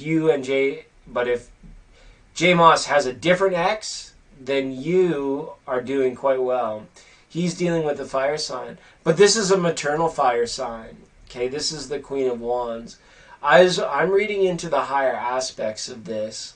This thing with this person from the past, this has been done before.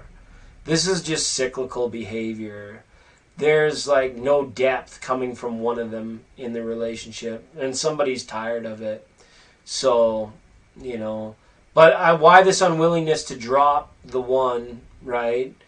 Maybe somebody's trying to have their cake and eat it too, or he's afraid to be closer to you in regards to this person might be absolutely Looney Tunes, might be a whack job.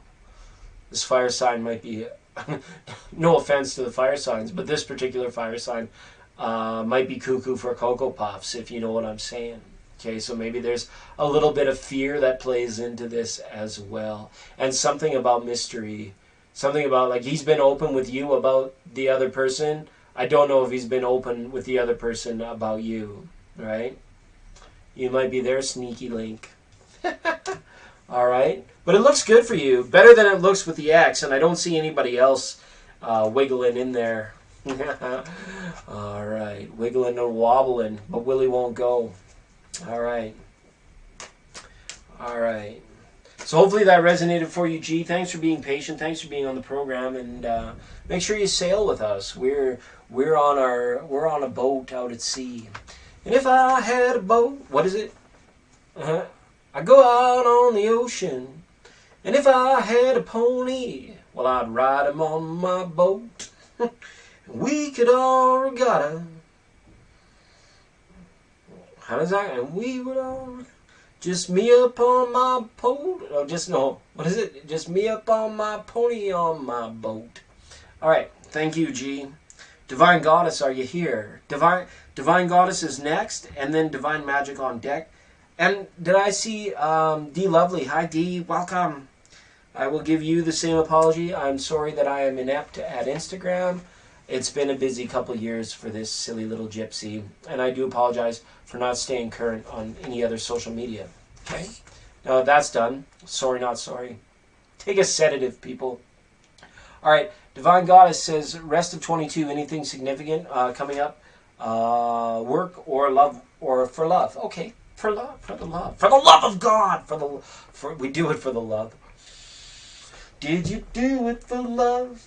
Did you do it for money? Did you do it for spite?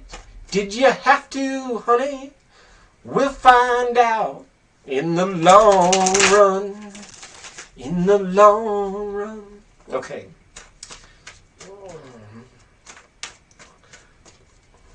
Why I wanna tell you it's a long run. Yes, it is Late Night Tarot at 99.9. So glad you all could come. We're focusing in now for Divine Goddess, asking about the rest of 2022. What can be expected in work or love? Love. All right. Let's go. Let's go. Let's do it. Let's do it. Justice. Justice. Six of Swords. Shri of Swords. Shri of Swords. Okay. Shri of Swords. We don't see Shri of Swords very often. We also haven't been seeing the Justice card in an awful long time, but that was due to the lizard overlords of the planet.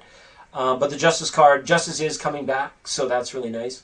What you can expect for the rest of the year is probably fairness. I think you're going to start to see that, whatever you've been doing in regards to your financial life, balancing of purse, balancing of money, making necessary adjustments to give yourself the best human experience you can in the constraints of, I guess, time. You asked about 2022, but more so in society. The Justice card being there, it's also saying, let your truth precede you. The truth that you have validated, the things that are your way, I guess we could say, or your Tao, or your word, your truth. Let it stand before you. It's almost like people will back away from that big bright angel that's behind you by letting it shine through you and go forward through you. So I see like spiritual breakthrough with that Justice card. So I don't know if that's an aha moment. Not really like a traditional come to God moment. Come here, get over it. It's not like a come to God moment, but it's like it's a spiritual plateauing or a spiritual ascension card, a breakthrough of some sort with that Justice card. The truth is going to be revealed to you, and it's going to sink in deep, some kind of truth about something. So that's really good. Accompanying it is the Six of Swords with the Three of Swords. Okay, so I don't know what's going on 63 days from now. Okay, something in just over 2 months. Beware of a betrayal in something just over 2 months. Okay, at the end of September, just be very careful about people's intentions and their word. Trust it against what you know to be true already. And Six of Swords there is saying, you know, the strength you have now, you're almost there. You know, stay strong for a little while longer, and rest is coming. You know, make the preparations you need to make so that your winter months, or your summer months, can be more enjoyable. The next 6 months sort of thing. It's got a very seasonal aspect to the Six of Swords with the boat on the ocean and the clouds in the sky. It represents a turning of the seasons. And I feel like the patterning of this message is absolutely because you asked about 2022. So don't be fooled by it. You can even lose the construct of the year. A lot of times I don't know what year it is, and I prefer it that way. It's almost like a game you play with yourself. You know, you feel truly liberated from the constraints of society by letting go of time. And if that seems impossible or so far-fetched or whacked out or whatever, start with the year. You know, it's kind of like, and I know you're like, I didn't mean to ask about time in the year, but just bear with me for a moment here. It's like you open up more of your spiritual right brain thinking by letting go of little things in the left brain, and maybe not just what year it is, but you know, maybe there's information bubbles that you've been, you know, spending a lot of time in, or you've been very worried about certain particular aspects. Because I don't see much in, you asked about work and love, but this is showing more like spiritual breakthrough and mental breakthroughs, freeing yourself from mental conditioning, which is all great stuff, and it's probably the more important message for you because you asked about 2022. Work and love, I would say it's remaining the same. Like what you've been experiencing, you're going to experience more of until after some sort of spiritual or mental breakthrough coming for you before the end of this year. And that's a good thing to have. That's a great thing to have. And it's not like you can't do it with the spiritual assets and knowledge and feelings that you have now. You totally can do it. But I'm saying it keeps getting better and better and better. And like one breakthrough leads to another breakthrough, to another breakthrough, to another breakthrough. And you'll start to get used to these things. But one is coming, and it's a pretty significant one. It has to do with the way, the Tao, the word, the truth. Not like a come to God moment, but it's like it sinks in very deep. Okay, and that's a good thing to have. I think it's going to lead you to a better place. And then I think, you know, seek ye first the ding-dongs in heaven, and the rest will follow. I go looking for the ding-dongs first, because if I go looking for the ding-dongs, then the people that already know where they're going, they have to follow me while I go look for the ding-dongs. Seek ye first the ding-dongs of heaven, and the rest will follow. It's kind of like you take care of mind, body, spirit. Outside, love, relationships, and work, they follow you around. Like, I don't have an analogy for things that follow other things around. Okay, things that follow couldn't be there without the things that lead. All right. Love you, Divine Goddess. Thank you so much for being here and allowing me to say your name so many times. It's positive affirmations for everybody just to hear these words, say these words. It doesn't matter. It all leads us to brighter, finer, lighter, more airy, etheric, natural kind of pixely, frizzlated, beautiful, ever loving, lasting light that comes from the place that is older than God. All right. All right. Lots of love. Lots of love. Okay, Divine Magic. Divine Magic, are you here? Thanks, Divine Goddess. That's so fun to read for you tonight. Thanks for being such a sport and being so patient. It is, for those of you just joining us, it is free condom night here on 99.9 Late Night Tarot. If you super chat for a reading, you will receive a free condom. Okay? Not from me, but like you'll get the reading, and then the universe will, like, you'll come across a new condom, a free condom. That's a 99.9 guarantee. Okay. Yeah. What did the rapper say? They keep their bells ringing. Ring the bells. Yes, divinely magical. It's you. It's you. Divinely magical. It's finally you. Go ahead and post your question to the reader. We'll be happy to do. We will be more. Well, we're gonna do your cards. We're gonna do your cards. Absolutely. Oh, hi, Indigenous Beauty. Yeah, the list is kind of closed, but we're hanging with some of our like tightest, closest friends here. D Lovely is in the house. Citron was here. Steve and Eve. You know, just great people. Or Feather and Ange. I don't know if they're still hanging out. They might have went and talked over on the psychic hotline over there. Okay, so I'm gonna write you in, Indigenous, but I'm not gonna make you any promises. Because when I run out of water will probably be the end of the program. Depending how long we've been on. I probably gotta, but don't worry, we'll be around next time. We should check the most wanted list. Miss Diva, Cynthia, Jennifer, Ishka, and Amon. If Amon shows up, I owe Amon a reading, everybody. You get bumped in the list if Amon shows up.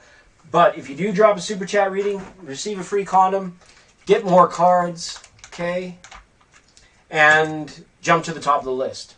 How's that saying? Someone say pancakes? Anyone say pancakes? Thanks, ladies. I appreciate you. We wouldn't do it without you. We wouldn't do it without you. Okay. Okay. Okay. Okay. Love it. Okay. All right. We're divinely magical. Divinely magical. Oh, and now I should read the rest of the list, as long as we have time. After divinely magical, it goes sweet taboo with love, bombastic lover, Feather, Citron, Your Majesty, Empress Eve, Steve, Shanna. I'm just going to cross Shanna off. Then D, then Indigenous Beauty, and then Virgo in Sun. Virgo in Pluto. Pluto.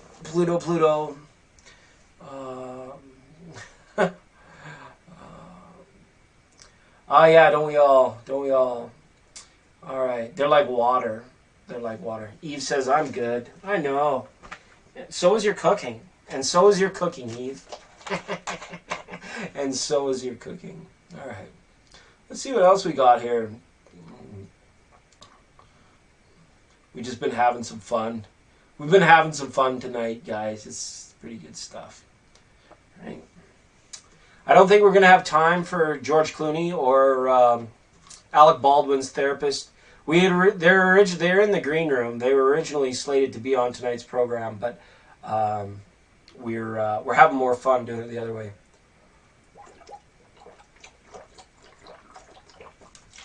Oh, thank you. Good night, Steve. Yeah, it's getting late. Divinely Magical says, what's going on? Scorpio hidden feeling for me? He isn't expressing a show. Scorpios with hidden feelings? No way! Where? Where is that Scorpio with hidden feelings?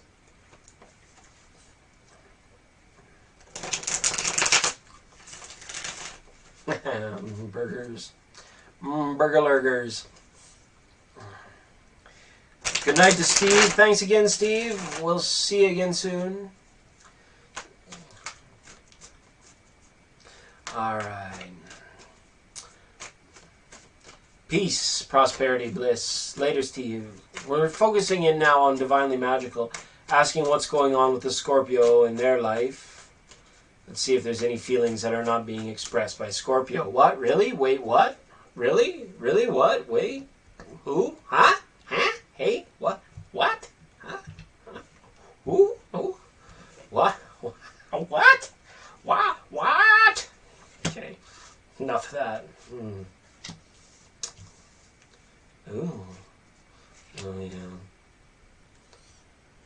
This is the situation of Scorpio being afraid to get caught.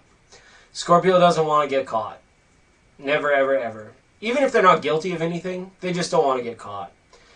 They don't like to let other people in on the scoop of what's going on inside a Scorpio cave, right? Sun comes out, Scorpio hides under a rock, you know. It's not wanting to be cooked, not wanting to be vulnerable, not willing to be the hanged man, not willing to have to wait. This is all about independence for this Scorpio, I feel. And it shows, it comes across as selfishness, but really this is a fierce battle within Scorpio's mind to stay independent, to not be vulnerable, to not be committed, to not become eventually divorced. Okay? I don't know if he feels like maybe he should propose, but he doesn't want to propose.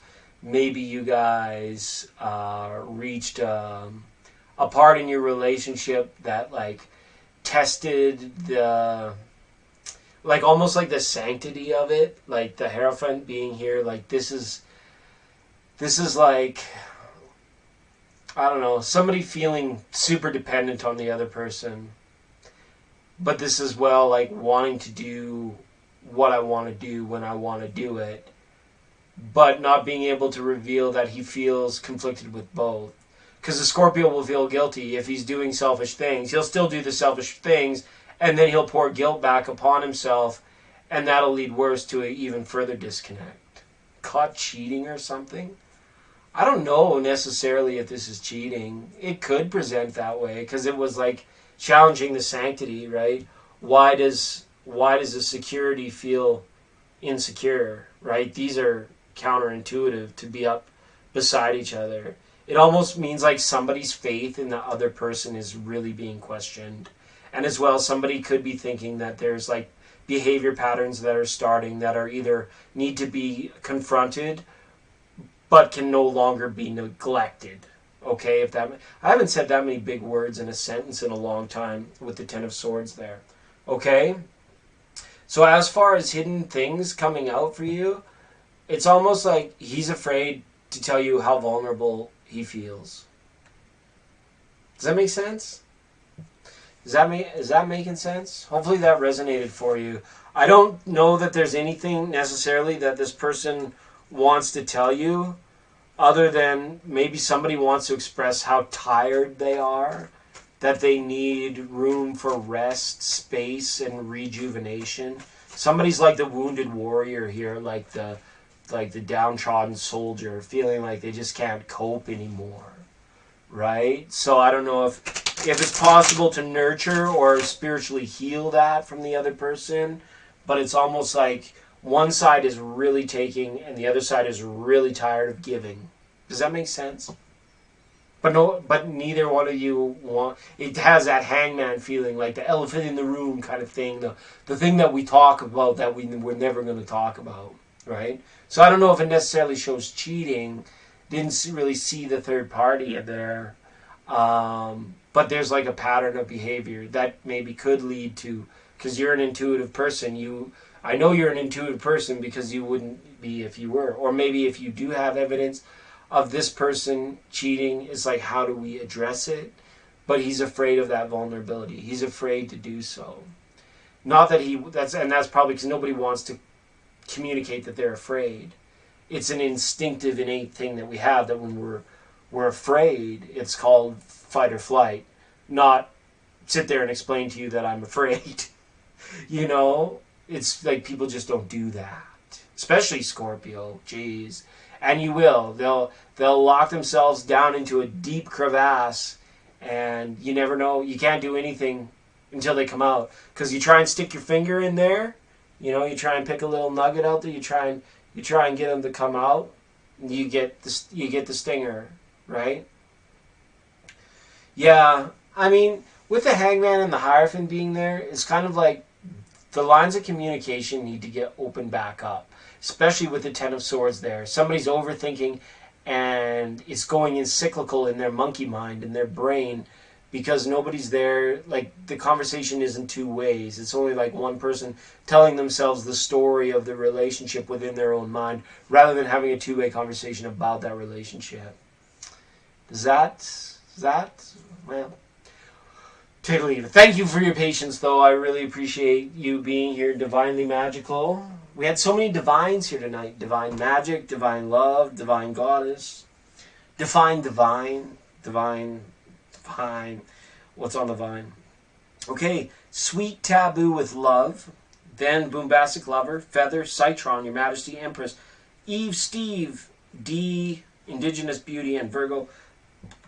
Steve has left the building, and Eve said that she was too busy being cooking hot to receive a reading tonight. And I totally understand. All right, you're all looking so lovely, wonderful, and sexy over there in your microdots. Especially you, Citron. That beard is rolling. That beard is rocking. Okay. I want to take myself a permanent vacation. How's that go? Down the Cayman Brack. Oh. Yeah, I gotta get away.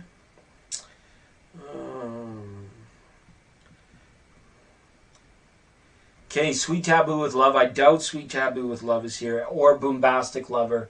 Maybe, possibly, sort of. Could be. I don't know. Feather. Like birds of a feather we stick. Like a stamp on a letter we stick together. There's nothing you can do to scare me away from Boo Boo. Alright, speaking of Boo Boo, there's Taboo Boo. Sweet Taboo with Love. How is AM feeling and internet and intent with me? We just started talking 3 months ago. Okay, let's have a look. See where AM is at. All right, and then Feathered, you'll be up next.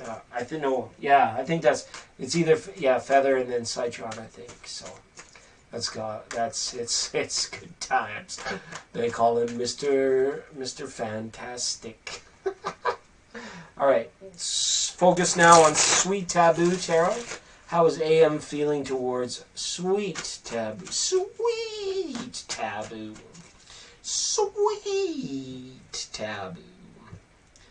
Daboo daboo. Staboo daboo. Oh, any wish upon a star makes no difference who you are. Anything your heart desires will come to you. A very Disney moment brought to you by the good people at Thank You Water. We've got the Star, the Magician, and the Nine of Swords up here for this question. So, you say you guys are 3 months in. Somebody's made a very good impression on the other person. I have a feeling like the relationship itself is progressing naturally, but somebody is like really kind of running to maybe keep it current or to make sure that everything is transparent. It shows a very good balance here. But it's interesting how like maybe it's a lack of communication, or maybe it's a bit of not an obsession, but like when you guys are apart, it's like somebody requires to hear where the other person's at. The mind craves it. It's not comfortable enough to spend the amount of time apart that you do without maybe more of a physical touch. It's really hard because it's almost as though someone is like confusing themselves about the situation. This is really tricky to see into with the Star and the Alchemist here, because these both can be serious cards of illusion. And with the Nine of Swords up here, it's like somebody feels confused. And this is probably you, and this is maybe why I'm having a tough time going through to the third party energy, is because of the confusion. It's almost like not enough is known yet, or there's not enough cards on the table. I'm just going to ask for clarity. I'm really struggling with this reading. Four of Pentacles is here. I'm not sure. And the Empress is here.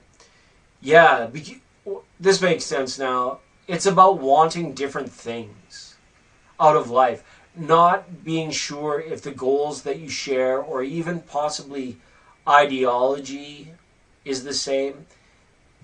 Perhaps like, not really if your politics are different, but if your ideas about life and how you want life to look, like in the next 10 years or the next 15 years. I think this is the issue at hand. Will be like kind of the big conversation that's going to happen before you guys reach a deeper level in your relationship. There'll be a big conversation about what ideas you share about life and kind of the lengths you would be willing to go with this person, given the fact that your interests and your life might be very difficult. And this works sometimes in not long distance, but long-term relationships where your ideal partner, you may not spend a lot of time during the day with this person, and even in the evening hours, the things you want to watch, the things you want to do are so completely different that you don't feel like you're spending any real quality time together other than, maybe once in a while in the bedroom. And then the cycle begins again and someone feels like, well, maybe that's the only thing they're interested in. But it's not the truth. It's just that life is so different. And it's hard to get someone to give up on the things that they hold dear and close to them. They want to be able to bring that with them into that relationship. And I feel that this person might be wondering about a way to approach you in terms of having that conversation. Okay? So, the cards, but it's very confusing. I don't know if this person is very confused or you're feeling very confused, but Alchemist, Magician, Nine of Swords is like somebody feels duped or someone feels confused in the situation. It's not a good place to be, but it's just indication that there's a more serious conversation that needs to happen. Yeah.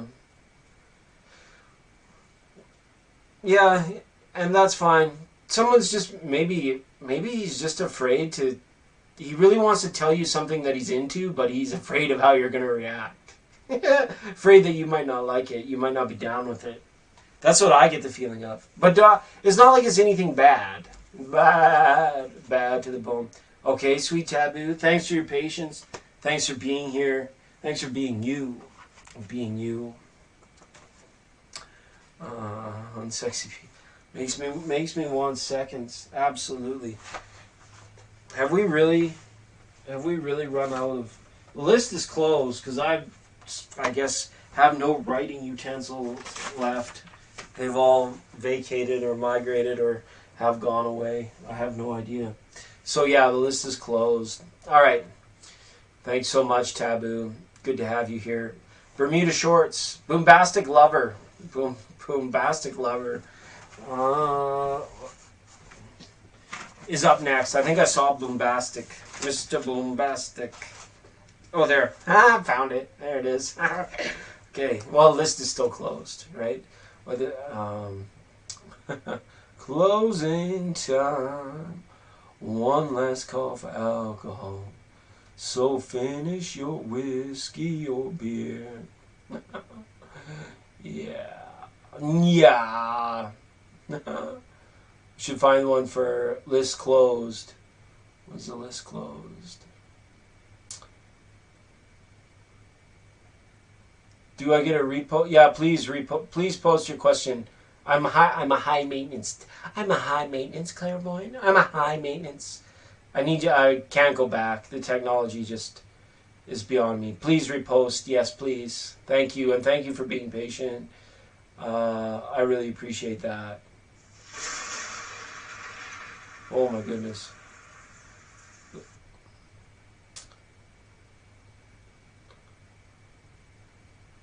What? Okay. Are you going up to the beach? Nice. Get that candygram going on. Yes, y'all. Yes, y'all. All right. Thanks, Bombastic Lover, for reposting. I really appreciate that. I could go up, but it kind of wrecks the whole... I just have to do it. Still laughing at 10 minutes. Still into it. It's good stuff. Feather here, one reading away. And then bombastic. Is it true Scorpio and Aries relationship, romantic, sexual connection, whatever you want to call it, is truly over or ending? Let's have a look. That's an interesting match. Scorpio and Aries.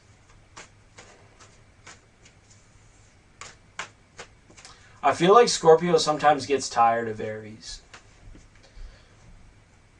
And Aries doesn't care if anyone gets tired of them. If they do, sucks to be them. So it can be tough. That can be tough. But on the good side, it's kind of like Scorpio and Aries could shut out the world together. You know, and that's what makes it really cool. It's because, like, if you got the right one, then you're good to go. You're good to go. All right. Okay.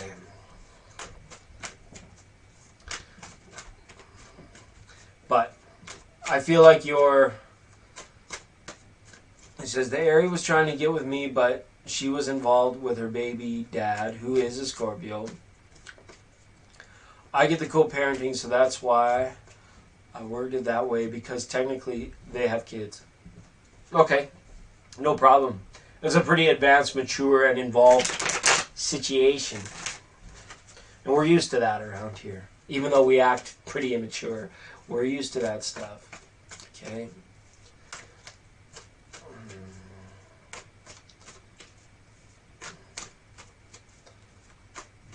Let's have a look. She's the Aries. Kind of funny. King of Cups. Three of Swords. Yeah. Not an ideal situation. Lots of water here in this reading. Let's take you backstage. Lots of water here in this reading. All three cards, boom, in the ocean of emotion. Okay? Only the Six of Swords is out there in a boat. The King of Cups. Scorpio could be acting very manipulative in this situation. Okay? Bringing up a lot of pain. But Aries doesn't care.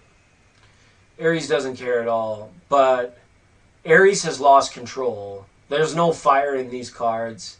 This is just ocean.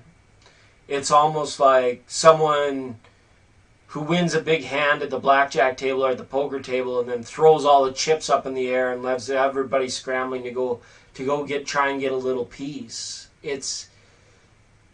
I'm not sure if it's the Scorpio that's being manipulated or that's doing the manipulation, and then the Aries is picking up on traits of it and then learned how to do it, and the Aries themselves has become a little bit manipulative, or trying to, maybe not like outrightly manipulative, but bending the situation and trying to twist the will of the situation into exactly what they want. Or in other words, having your cake and eating it too. The King of Cups is big on that. He loves that stuff, right? Doesn't make him a bad person. It just means that when people are coming from a place of desire, ego, and even if the fact that they have kids together, that's a bond that's really tough to shatter with the Six of Swords. I don't see the Aries and the Scorpio parting ways anytime soon, but it's almost like third-party situation is no big deal for either one of them. But the child will hold them contractually for, a couple decades, at minimum. And that's just the way it is. It doesn't mean that the other person can't be completely devoted to somebody else. It just means that they're going to do everything in their power to manipulate all situations with both the ex and the current partner in order to make things the easiest. And it's not a slight against them. It's not like manipulate in a bad way. It's like manipulate like you bend a piece of clay. They're co-conscious. Everybody's co-consciously creating. But some people are very much attached to do it in order to have their cake and eat it too. That's the part we would like to see change. But with this Aries, it's like, you can't tell me nothing. You can't tell me nothing. So I see the romantic portion possibly coming to an end between them, but contractually the child is like the glue that's holding it together, right?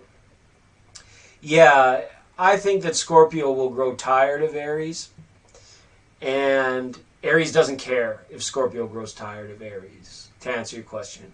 And Bombastic, what sign are you? Are you a Scorpio too? What's your sign, Bombastic? Thanks for being on the program, by the way. Really cool of you. Bombastic. We got, I think we got the explosions. Bombastic. All right. Thank you so much. I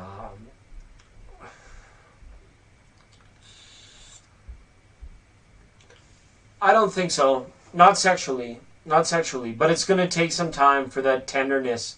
That child is the embodiment of the tenderness that they had between each other. So it's not like they can forget it, you know, romantically. But sexually, I don't see it being... Scorpio's grown tired of Aries. Scorpio's doing its own thing. And you're a Leo? Don't worry about it. Don't worry about it. You're a good match. You're a good match for Aries, and you have karmic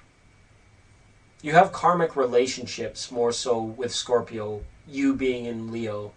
So you're probably over-worrying it, overthinking it, trying to maybe even project or control a little bit, which, you know, we all learn to manage that in our life so that we don't end up destroying something that's good, or falsely accusing somebody of something that they're not really guilty of, or failing to allow people to live their own lives because we have a particular idea of what our relationship should be, right? It's more like the Bill of Rights, or the, what do you guys call it? The Constitution. It's a living, breathing document. Same as our relationship contracts. They're not permanent, set in stone. They're living, breathing contracts that we have with everyone. Okay? Like your shady trees and palm trees, umbrellas, and such. So don't overthink it, Bombastic. Okay? Let it be. Let them be. I got morals this week. I just want to make sure it's a go to smash. Yeah. Yeah, don't worry about it. Don't worry about it. We're all adults here. So, we are all adults. And the King of Cups doesn't care. The King of Cups has grown tired of Aries, I feel. Okay? No problem. Hulk smash. Smash. Nothing like getting your muffin pounded, hey? Alright. Get Feathered, you're up next. You are up next. Yeah, you trouser jockeys. You're all a bunch of trouser jockeys. Alright. Alright. It's been one of those kind of shows tonight. Yeah, we had a lot of sexy pizza earlier, actually. There was stuff. Well, because it's free condom night. That's right. That's right. For those of you just joining us, free condom night. Go get yourself a free condom. I'm not going to give you one, but just remember, there's places where they're free. You don't have to pay for them. It's like going to Dollarama instead of Walmart. You can save a lot of money. Just shop more proper shop. Give me some love, legend. You're looking for the Oracle deck too, I feel, Feather. Let's do that. And well, let's update the list first, Feather, and then we'll go. After Feather is Citron, Your Majesty, Empress, D Lovely, Indigenous Beauty, and Virgo-esque. And then the list is closed. List is closed. I'm a real sharpshooter. I'm a real sharpshooter. Old King Cole was a merry old soul, and a merry old soul was he. What's the haps with my live life? Live life. What's the haps with my living of life? Okay, I like that. Instead of love life, it's live life. Okay. We got a smile out of Sarucci. Alright. Bomb smashed potatoes. Alright. Let's have a look. Show us the spiritual messages, please, for Feather. Show us the spiritual messages for Feather.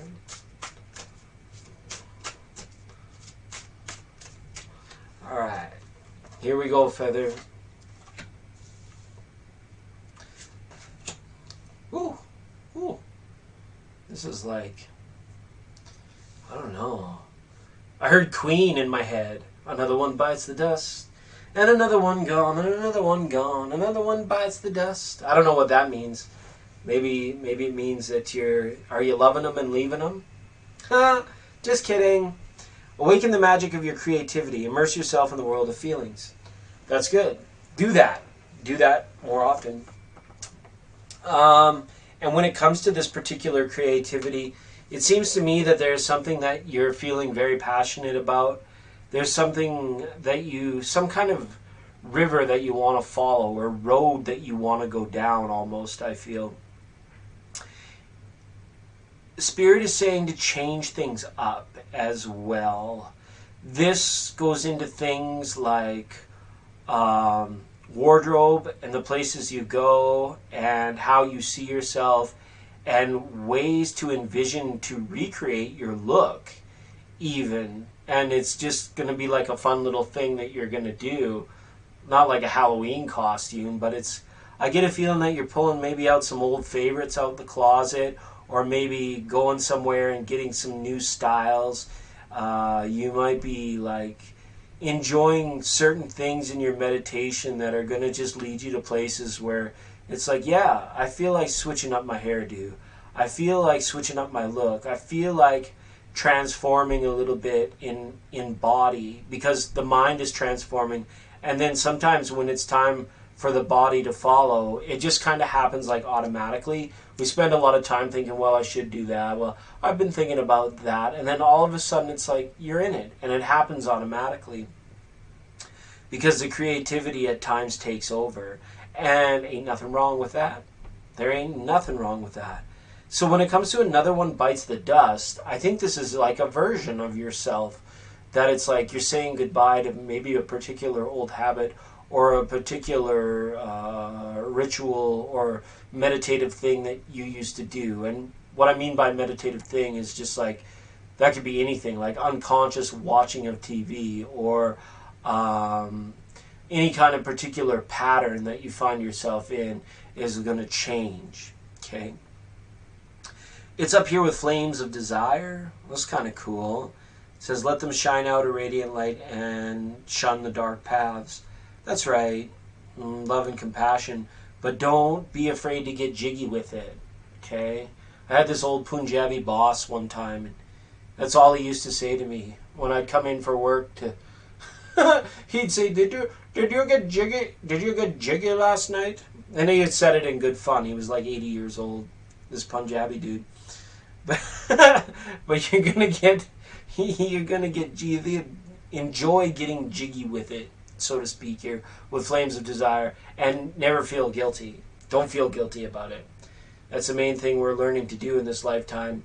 For some of it's our number one thing that we're meant to learn to do. For other people, it's like required reading. It's like, don't be afraid. Don't take regret with you anywhere. Don't ever carry more weight than you have to. Okay? So I feel like Spirit is kind of telling you that as well. You don't have to pack around a huge amount of things, as long as the things that you have are perfectly you. You know what I mean? Does that make sense? Getting jiggy. Oh, jiggy.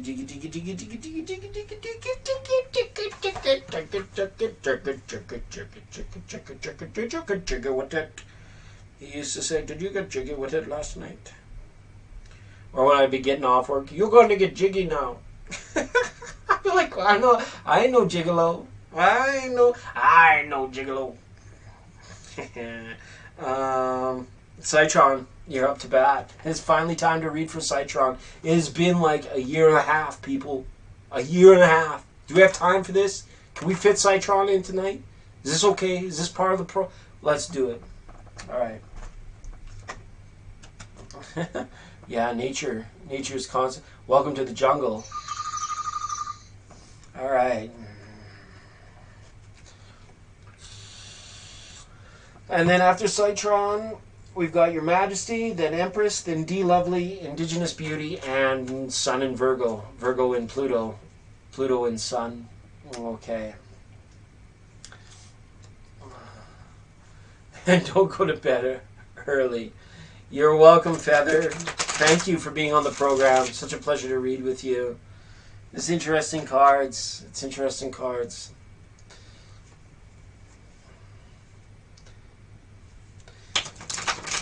Which, you're here. Oh, Your Majesty, you've returned. Me and the guys were down by the outer, what do they call that? Not the foyer. The outer bailey. The outer foyer. Me and the other guards were out in the outer foyer, and we didn't see you standing there, Your Majesty. Yeah, Virgo Sun, I got you. Thanks for being on the program. Thanks for enjoying us. Don't forget that the best way to catch us is to hit the subscribe button. I'm not going to blow up your phone with notifications. If you do turn on notifications, we don't go on very regularly, and but the best way to find us and get in on the list early is to set your notifications and your subscribe buttons. But if you don't need a reading, or you're just here for fun, don't worry about it. But just to let you know that option is there. How will be my birthday month? It's not your turn yet, silly. If you want a real reading, I can flip you a card if you gotta go. I don't mind that. We're just waiting on Citron to post. He might have just wasted his question by asking me if I heard that sound outside, to which the answer is no. Just kidding. It's on all around. We'll give Citron another minute to post. I'll gurgle down some water. Hurdle and a gurgle and a burgle down some water. Here we go again. See, I'm this close. I'm this close to being out of water. Thank you, water. And then when that water's done, then we have to go. So the list is closed. New dude beauty. New dude beauty. Oh, here we go. It's been a long time. You know how I do. Tell me what needs to be heard but isn't asked. Okay, sure. So let's stay with the Oracle deck with that, Citron. Because you're an old friend of the network. You're an old friend of the network. And much like Ange and Feather, we'll get you out some messages from Spirit here. Which is good. Which is real good. It's real good. For Citron now, please. What does Citron need to hear?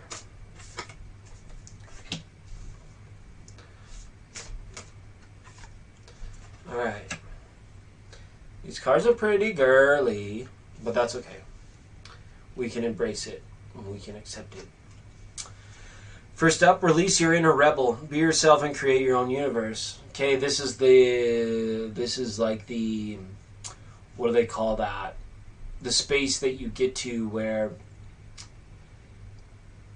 you're the author now. You're not playing the supporting role in somebody else's movie. You're the producer, you're the director, you're the lead star. You're that person. When you're walking down the street, when you're walking down the hallway, or even when you're driving down the interstate, when you're going places, Citron, this is about practicing a meditation while you're out in public that puts you in the 40,000 foot view. And what I mean by that is like everything and everyone and everything around you is only there because you are. That sounds really narcissistic, even sociopathic, doesn't it? But don't be afraid. This is the inner rebel. This doesn't mean that you go around acting like you're all that. And that's why people get confused. But when we view it as that, we realize that it's because of you that these things appear to you. So in reality, nothing is outside of yourself. Wherever you choose to go, whatever information you decide to consume, whether that's entertainment or practical knowledge or otherwise, that is in essence what you are creating, what you are making happen. And I don't know if I can say it any more plainly than that. It's like, if it's Tuesday and you go to that place that you go on Tuesday, that's reality. So, by releasing your inner rebel, if you say it's Tuesday and you are completely aware with the 40,000 foot view that you're the author, you may find that in the next little while you are expanding your areas of interest, your areas of information consumption. Okay? It's combined here with the time is right. Seize the day and make progress on your soul path. That's right. We just said it. Wherever you go, that's where you are. Whatever you're doing is what you're doing. But you're not a human doing. You're not a human feeling. You're a human being, right? So take time for being. Seize the day. Yes. Fulfillment. You fill your responsibility unto yourself. But make sure you continue to fulfill the responsibility unto yourself into the quieting of the mind, into the service of the soul kind of thing. If that makes sense. Hopefully that makes sense. Miss Diva K, Citron. Hopefully as far as future goes, it just shows you're authoring now. So what you choose to write in, do it in awareness, make it in awareness, so that way everybody you meet along the way and everything that you do on any given Tuesday is something that happened because of you. Not in the traditional sense like, I'm going to be a social justice warrior and change the world. It's more like the fact that I can see. If I couldn't see, none of this would really exist. So therefore it comes from within. And I think that's the big,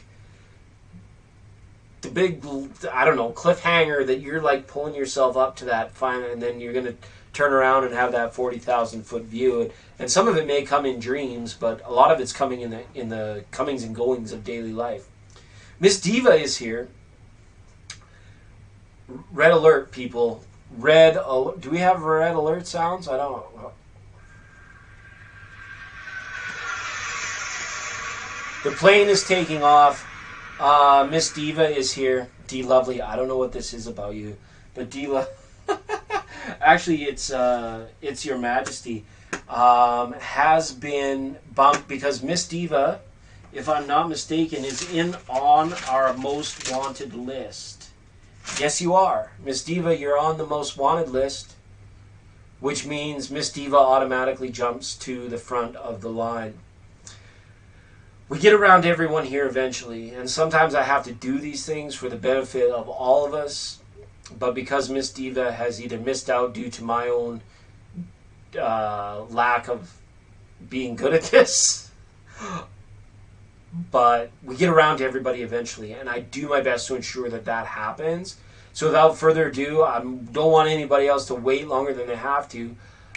But Miss Diva has been waiting far too long. She wound up on my most wanted list, and now she's here. Okay, Miss Diva, I'm crossing you off the most wanted list. Go ahead and post. Red alert. You're next. Because by God, I get cut off when the list closes every time. Thank you for being you. Hopefully that resonated. Yes, y'all. And you don't stop. But it's 11 o'clock. How many? We got a few readings to get through. I know. That's why it's good to get here early. Set your notifications. We've got 1, 2, 3, 4, 5. And Miss Diva will be 6. I hope I didn't cross Miss Diva off the list prematurely and now she's gone again. Hi Edith, welcome. Welcome to the program. I'm sorry the list is closed. It's good to have you here. It's Edith, ladies and gentlemen. From Edith's Intuitive Tarot. Hi Edith, welcome to the show. So good. Actually, come on you guys. That wasn't a good enough welcome for Edith.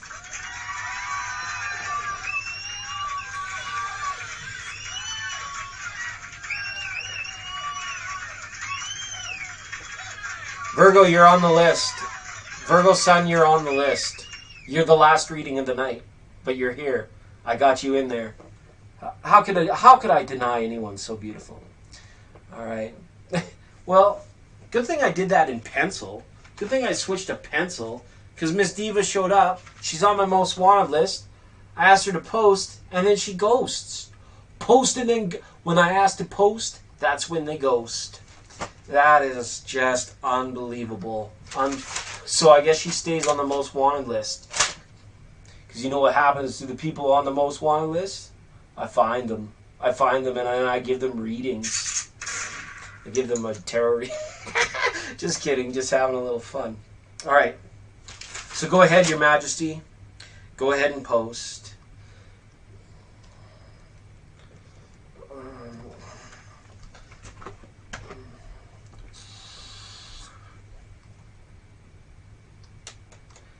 La da da. Da da da. Yeah. Got you, Virgo.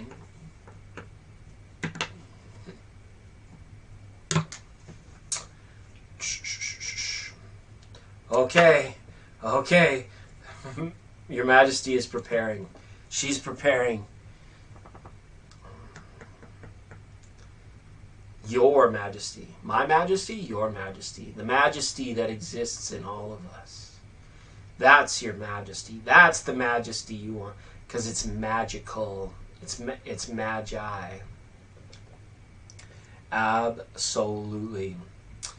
Alright, and then I need Empress. If Empress is still here, Empress, I'm sorry if I outed you earlier. I just realized that I might have done that. And just take a sedative, okay? Just take a sedative. This is for Empress. I gotta. This is for Empress. This is like 2017. She was on the list. I didn't mean to out you, but you're on the list. This is what I feel like saying to Empress. This is only a test. This is only a test. This is only a test. It's just a test. Your Majesty says, whoa, hold on, hold the phone.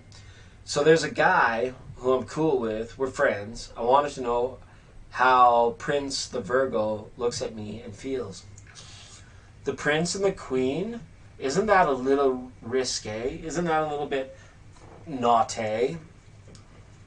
That's some fancy role play? We got Empress giggling. We're focused now on Your Majesty S. Asking about how the Virgo looks at her and feels. What does the Virgo see? What does the Virgo feel in regards to Majesty S? What does the Virgo see and feel in regards to Majesty S? Alright. Let's have a look. Whoa. It's good. It's good. This person, you're cool with them? They're very cool with you too, I think. It's kind of nice. It's got that young love vibration to it too. Young love, get out of my mind. Ace of Pentacles, or the card of perfect the card of new union. Union. The Ace of Pentacles here. It's like opportunity. They're very fond of you. They're very cool with you. They look at you and they see someone who can make things happen. Whether you're a co-conscious creator, right? I know. I'm just playing with you, Prince. That's cool. He sees you as like very opportune. I know this sounds bad, but it's not that he sees you as opportunistic. He sees you as a person that recognizes opportunity. He likes your mind. He likes the way you see the world. And I can tell that from the Ace of Pentacles that's there in the reading. It's almost like you guys would work very well together. As far as feeling with the Princess of Pentacles, this can be an indication that part of this person's love language could be through giving gifts and making memories. That's, I feel, where this person kind of gets off in their love language. Hopefully that is matched up to your love language as well. So I see you receiving a gift from this person. And I also see this person maybe even saving up for this gift. It could be something quite valuable or quite endearing. It could take the form of jewelry or a very opulent vacation, something of that nature. With the Ace of Pentacles there. Not sure if one of you has just started a new job.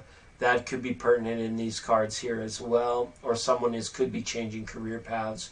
Or someone is like working two jobs. There's a heavy focus on money by one of the two of you. I'm not sure which one, but it's all very heavy focused that way. Maybe both of you. It's possible. But he sees you as, he's cool with you. It's going to be tough to see if this person makes a first move. If they do, it'll be through the form of a gift. Some kind of offering, I feel. Okay? It's got that young love feel to it. But definitely somebody is like, could be miserly over their time. They might not have a lot of time, right? For this, you met him at his job. Well, that's kind of interesting. That's kind of cool. So, but they're very cool with you too. So it could be a gift coming your way. He lives in your complex. Oh, that's very interesting. Yeah, you guys will be doing stuff together, I feel. But it's hard, I think, to budget, you know. But there's somebody that really likes the gift giving here. It's interesting. But miserly over their time. So again, when it comes to love language, it's going to be about figuring that out. Some people give gifts, some people just give their time, right? And that's a definite difference in the love language, other than the fact that it is giving, right? About giving and receiving. So stay open to this person, and you may be pleasantly surprised to find out how cool they are with you. The Princess of Pentacles is a very beautiful princess, right? Your future majesty, as it were. I think he sees you in this light, sees you as being like very bright, very opportunistic or entrepreneurial for some reason, and sees you as, you know, somebody that can be, you know, trusted and would make a good partner with a sound head on their shoulders. Okay, Your Majesty? So, yeah, do let me know. Do let me know how it works out, because I think he's going to surprise you with some kind of gift or some more than a declaration of anything, and then that's just going to be a sign of maybe him wanting to go from being cool to being hot. Red hot mama, damn each other, has the time come to pay your dues? Good night, Citron. Thanks for being here. It's Late Night Tarot on 99.9, and it is getting to be quite late. So we're gonna keep on going. All right. Empress, if you're still in the room, I have a lot of plants, and you gave him one. You also got a lot of plans. You've got a lot of plants, and you've got a lot of plans. When you see this person, let them know what you're doing. Like, talk about your day. I mean, like, not like in a selfish way, like talking about yourself. What do they call that word when you always talk about yourself? Not in a very egotistical kind of way, but make sure to let this person know what you're doing, what you're into, and insert that just kind of in little bits and pieces of the conversation. And you're intuitive enough, you're going to be able to see how he responds. But I think this person sees you as attractive and is very cool with you too. There's a potential for hotness there, but it's young, it's still early. That's good. I like that. The earthy vibes. We need to remain grounded in order to become that successful. Success. Right? Animal, Scorpio, intentions, motives towards me. Who is this? Who is this person? Who is this guy? I don't even know how to say that. Animal, ambasol, animal, animal.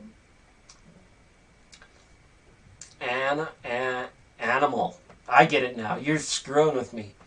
Your animal, like your cat or your dog. Your animal. I feel like that old Def Leppard song. And I want, and I need, and I love animal. All right. What is the animal? I can't ask the tarot what the animal's intention, because the tarot's going to be like, what animal? What is it?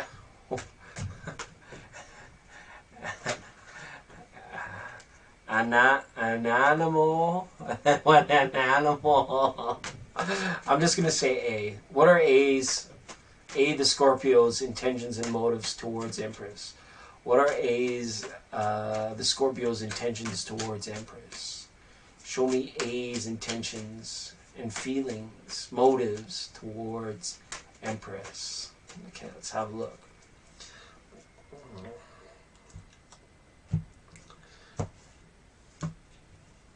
All right. Thanks, Your Majesty. Thanks for being on the program. So nice of you. Thanks for being patient with us. Thanks. I hope that reading resonated for you. Right now we're focusing on now I can go back to saying animal because the cards are out now.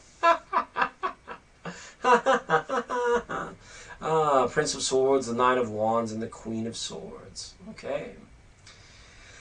This is kind of like breaking down barriers or defending. I don't know, is this person protective over you, Empress?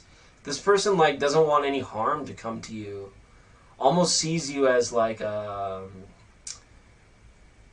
princess or like a treasure. This person, I feel, really wants to like be your right hand man, like your soldier at arms. Like the person, like, I don't know, it's got like those Bon Jovi feels to it. Like, I don't know why I feel like this person is ready to defend you to the death. Right? Prince of Swords outside the castle walls and the Queen of Swords being in here, right? This person and this doing everything that they can to please this person. I think this person likes to please you. This person wants to please you. But this person will also want to be recognized for pleasing you, if that makes sense. It's not dirty in any way. It's not dirty in any way, but it's like when somebody's helping, you know, and the person that they're helping, you know, once in a while says, "Thank you so much. I'm so happy that you're here. I really appreciate what you do and how you do it and how you show like your loyalties, your affections, your feelings and your intentions." Because a lot of it happens outside the castle walls, which can be even a metaphor for their own mind. This stuff happens on many levels, right, people? The Prince of Swords, he's a fast motion person too, fast action Scorpio, which means it's like when shit needs to be done, he gets it done. But a lot of it happens outside of your awareness. But you need that trust piece is coming in, right? And I feel like that's what the castle wall, there might be a boundary there that is unwilling to be crossed due to past trust issues or even current trust issues that may need to be resolved through communication and a meeting. This person being reaffirmed or the Scorpio being told, because sometimes you have to flat out tell a Scorpio. They can be, especially the quick moving ones, they can be very literal. And the Queen of Swords as well, it's kind of like, enjoy this. And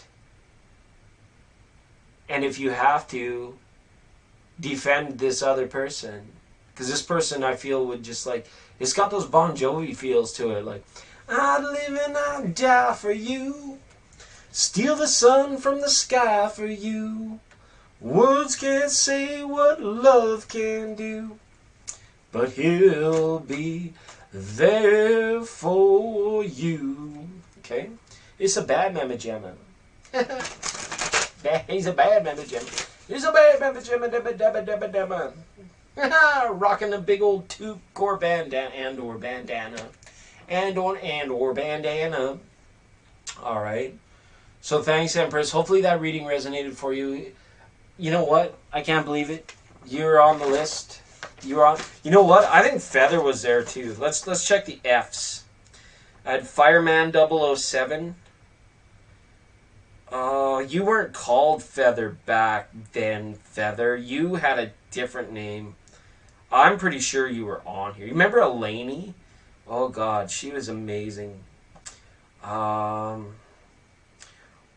you had a different name, but I'm pretty sure you were on this list. I'm gonna find you, Feather. I'm gonna find you. Okay. I don't even know. Maybe I'm talking to the ether. Maybe Feather's not even here anymore. But I'm sure she was on here. I'm sure of it. Okay, next. I'm going to sneeze. Excuse me. Super psychic. Hey, I knew I was going to sneeze like way before I sneezed. So long before I sneezed. D Lovely, Indigenous Beauty, and my doubt's cleared. Good. Good.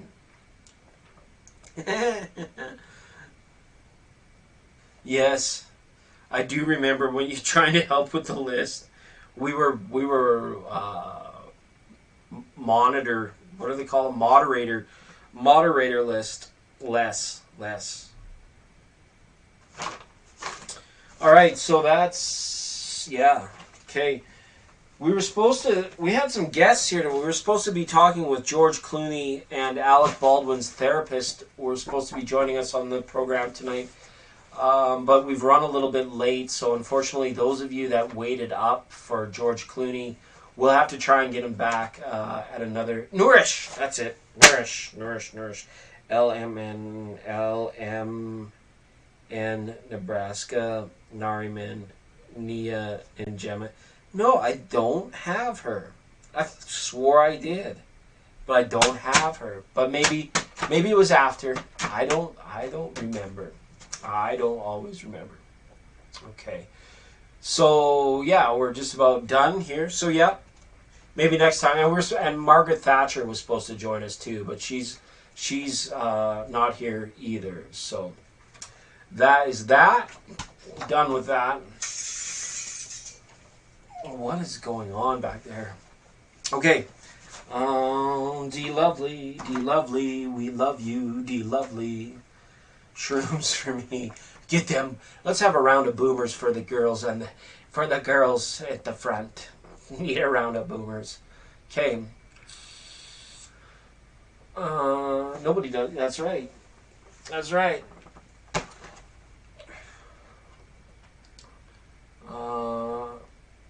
Virgo Sun is here. Yeah, we have 3 readings left, and then we're done for the night. D Lovely, Indigenous Beauty, and Sun in Virgo. So it's good. And thanks for being patient. Thanks for sticking it in at the end. It's hard to be last on the list, even for me and for you and for the people in the street. Hi D. I'm sorry. I'm gonna try and be more around more. I'm Instagram defunct. I quit Facebook. I still have my Instagram, but I quit Facebook. I told Mark Zuckerberg to stop mixing up stem cells in his Slurpee, and then I quit Facebook. But I'm still on Instagram. I just don't use it very much, and I kind of stopped communicating with everybody because, unfortunately, this fell out of my priority sequence from the last 2 years. I tried to keep it as current as I can, and I don't know why I'm feeling like I have to justify it to everybody, especially now that I'm talking to D Lovely. But D Lovely, I remember all the amazing... I just love where you live and the tropical loveliness, and I remember loving seeing your pictures on Instagram. This is good stuff.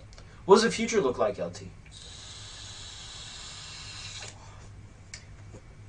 Reaching back to the legendary... this is the Legends of Tarot. This is a late night tarot.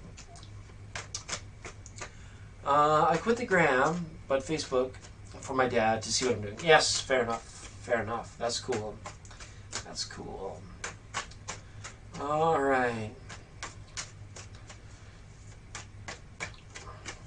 What does the future look like for D Lovely?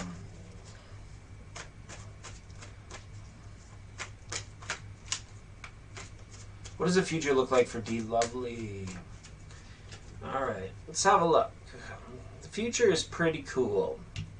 It's a cool place because it hasn't happened yet. I keep it cool here, baby. Wow. Right, glory days. 6 of Cups, 7 of Wands, Okay.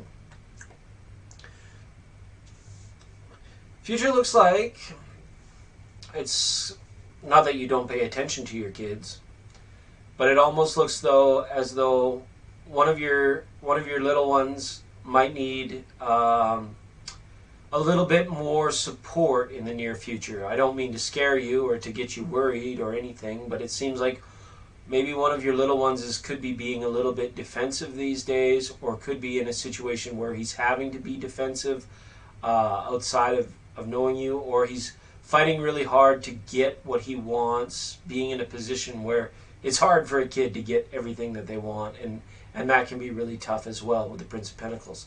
These three cards also tell another story. They tell another story of recognizing why the past is such. When we ask the tarot, what does the future look like? It tells us the story that the past creates the background of the future, like an oil painting. You know, like there's like those certain paintings, I think most of them come from the eastern part of the globe, where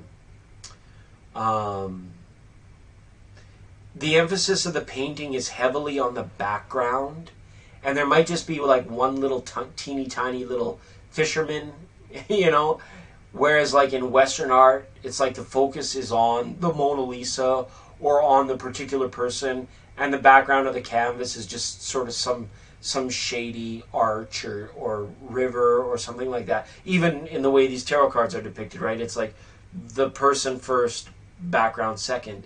In Eastern art, it's the background first, and the person just plays a teeny tiny little part in that. So when we say, what does the future look like? The tarot is telling us that the past is going to paint the background, and you are going to walk into the painting. You are going to walk into the future. You are going to walk into the picture, which is very nice. So if there are certain areas of your life, Dee, that you don't like what the backdrop is, you may find that you will have opportunity or awareness of what is within your capacity to change in that background before you decide to walk into that picture or into that particular place, or accept that particular invitation that could be coming, because that's possible, very possible and probable with this spread too, is that an invitation could be coming. Okay, $300 in Robux. Uh-oh. Yeah, that can be tricky. It's a conversation you got to have, for sure. I was lucky with mine. Oh man. So yeah, that's a tough conversation to have, you know, but, you know, live and learn. That's good. And you're such a, you know, I love the Princess of Pentacles. She's been showing up in like radiance tonight, not in like the naivety that she normally shows up with, but she's showing up in radiance tonight, just by the accompanying cards. So 6 of 7 of Wands. So let's look a month and a half to 2 months out. What do we see here? We see opportunities and offerings coming in September as well. There could be gift giving and forgiveness of debt, like you say, $300 of rollback. Forgiveness of debt coming in the early part of August. Either forgiveness of debt or full payment of debt. And with the 6 of Cups there's a reminder too that all work and no play makes Dee Lovely have a bad day. So make sure to take time to play. You're a good mom. You're not a terrible mom. I took the phone. Now I'm a terrible mom. Yeah, in her eyes, you're a terrible mom, but you're a great mom. You're a good mom. Because eventually, like, the phone comes back. With the Princess of Pentacles coming through in radiance there. So it's very nice. Other than that, I don't see any major hiccups. You know, work could be hectic for either you or your Cappy. What else do we see here? Try and catch a sunrise or a sunset. It doesn't matter which. It's kind of the message for Spirit would like to commune with you at the changing of the day. If you haven't been doing that for a while, or maybe if there's a different place that you could go and get a better perspective, it's asking you to do that as well. Okay? D, It's been a while since we got to speak. I'm so happy you could be here tonight.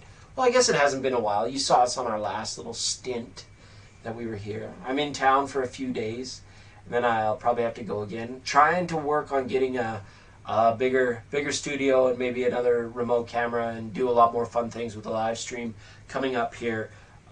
We did a lot of housekeeping and footnotes for the programming and the show at the very start of this broadcast.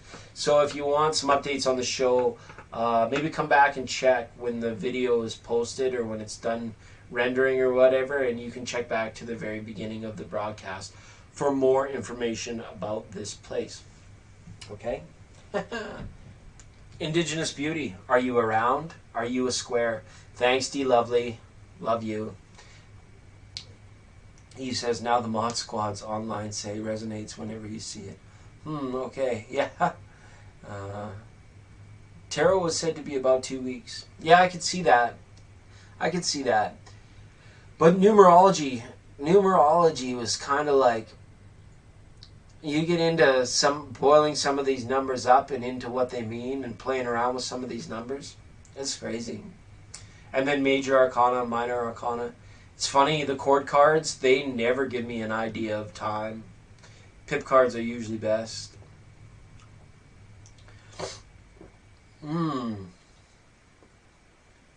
What will be the energies I can expect after I'm finished my 3x3 manifestation?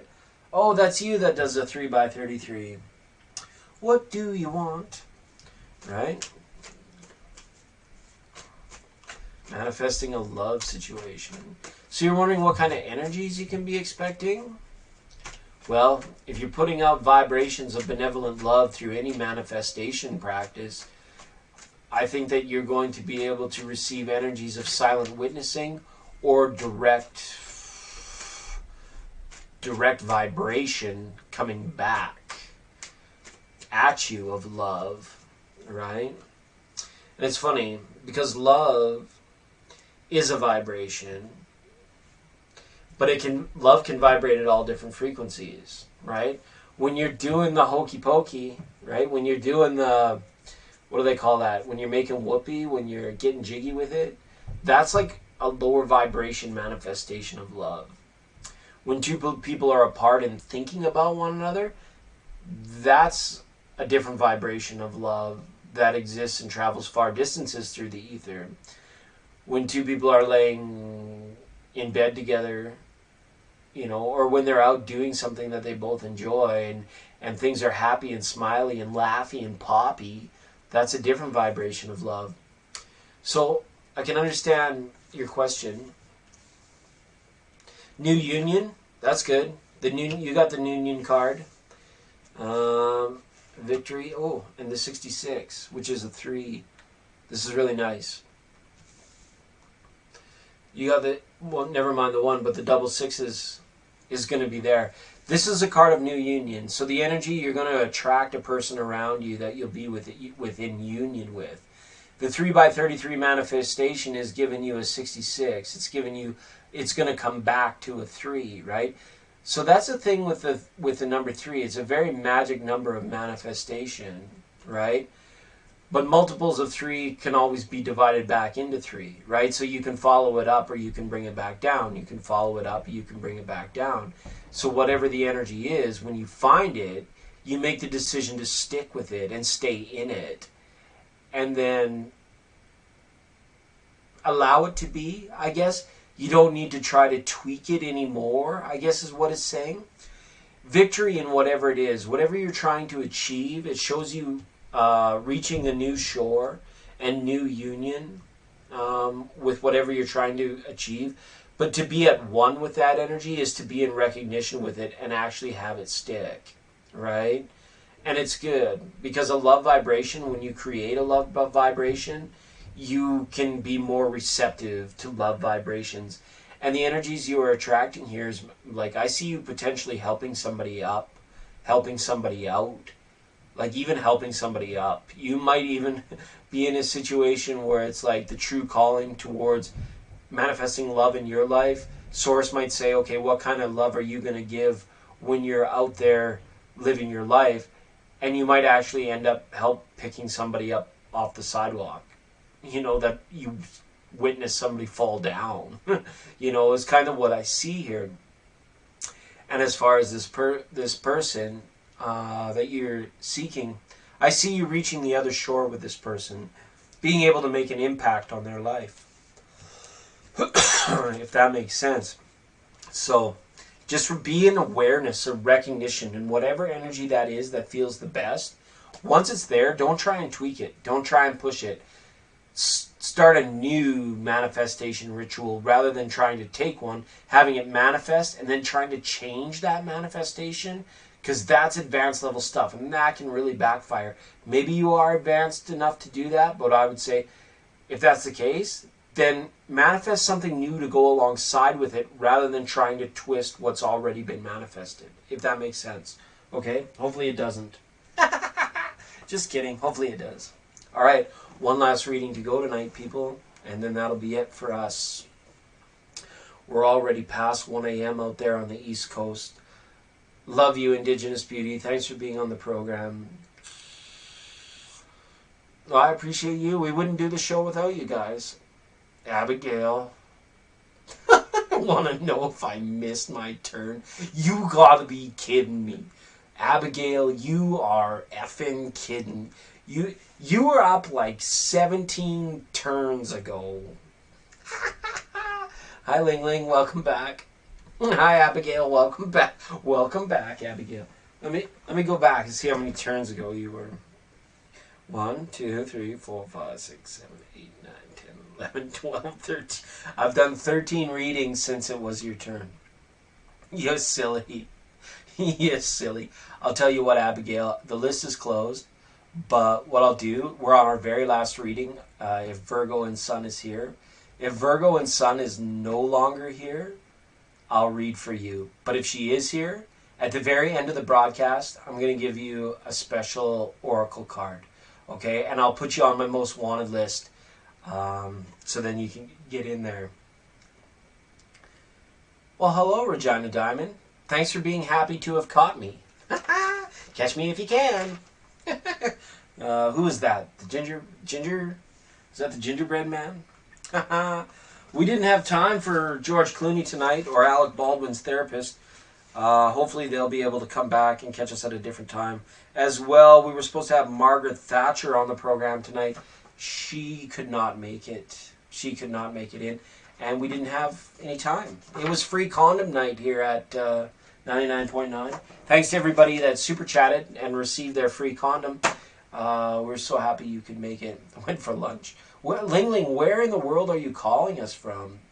Let me know. Okay, Virgo and Sun is here. A situation of a meeting with him. Is he manifesting? It's raining men. Hallelujah. Thanks for the love, Crafty. Sorry you caught us at the very end of the program. I was going to have you call me on the willy-nilly thing for the show tonight. I thought that would have been fun. We're going to have crafty energies. Let me write that down.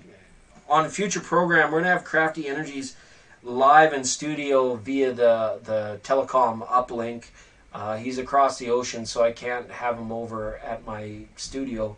But we're going to get him on pretty quick. Malaysia, welcome. Hello, Malaysia. That's all right. Virgo Sun says situation of a meeting with him. Situation of meeting with him. Situation of meeting with him. Show us Virgo Sun, please. What's the situation of meeting with him? Is he manifesting? Is he manifesting? What's the situation of meeting with him? Oh my God, we have floor cards everywhere. Yes, this is the last reading, folks. Tarot's tired. The reader's tired. We'll get you. I got you though, Virgo. We got enough. We got just enough for one more. I'm glad I closed the list when I did. What's the situation of meeting with him? And is he manifesting, Virgo? Is he manifesting, Virgo? And what's the situation of meeting with him? What's the situation of Virgo meeting with him? All right. Here we go. Two of Pentacles. The Sun. Oh, okay.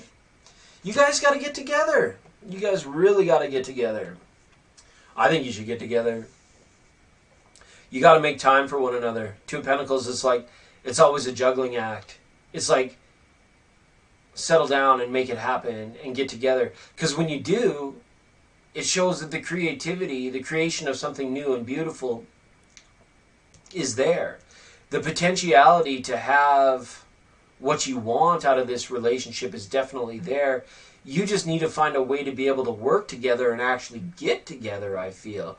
So as far as what the situation of meeting with him is kind of like, you guys are going to find a common answer. You guys are going to work towards getting something done or getting a goal done.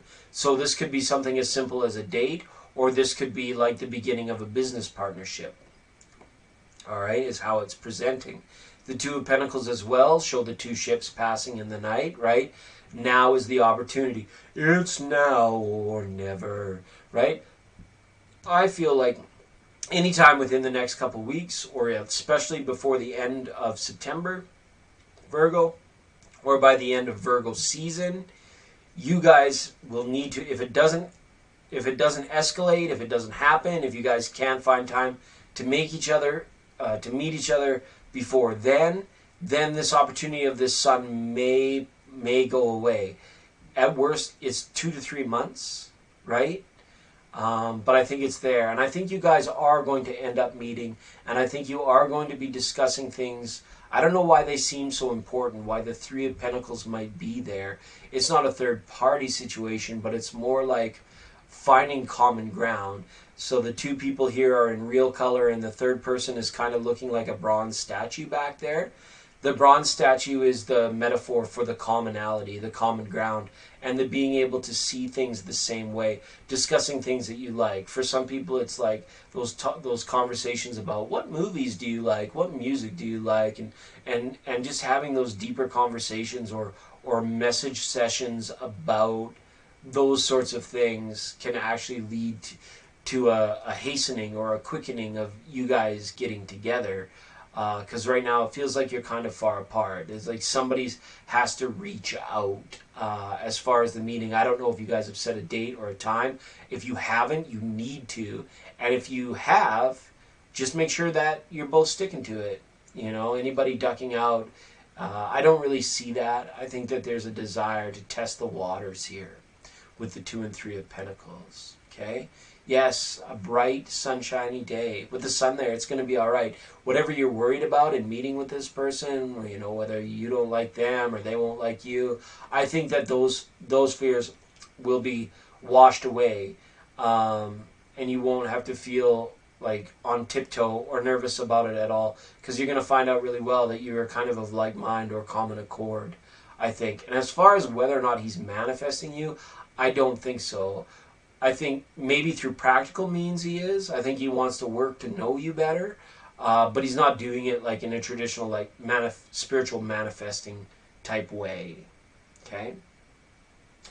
Right next to the world is the best. Yes, the warmth, the comfort, the joy, the ever-loving light of peace, knowingness, love and bliss and harmony. Right? It's all the Disney. Sunshine and lollipops.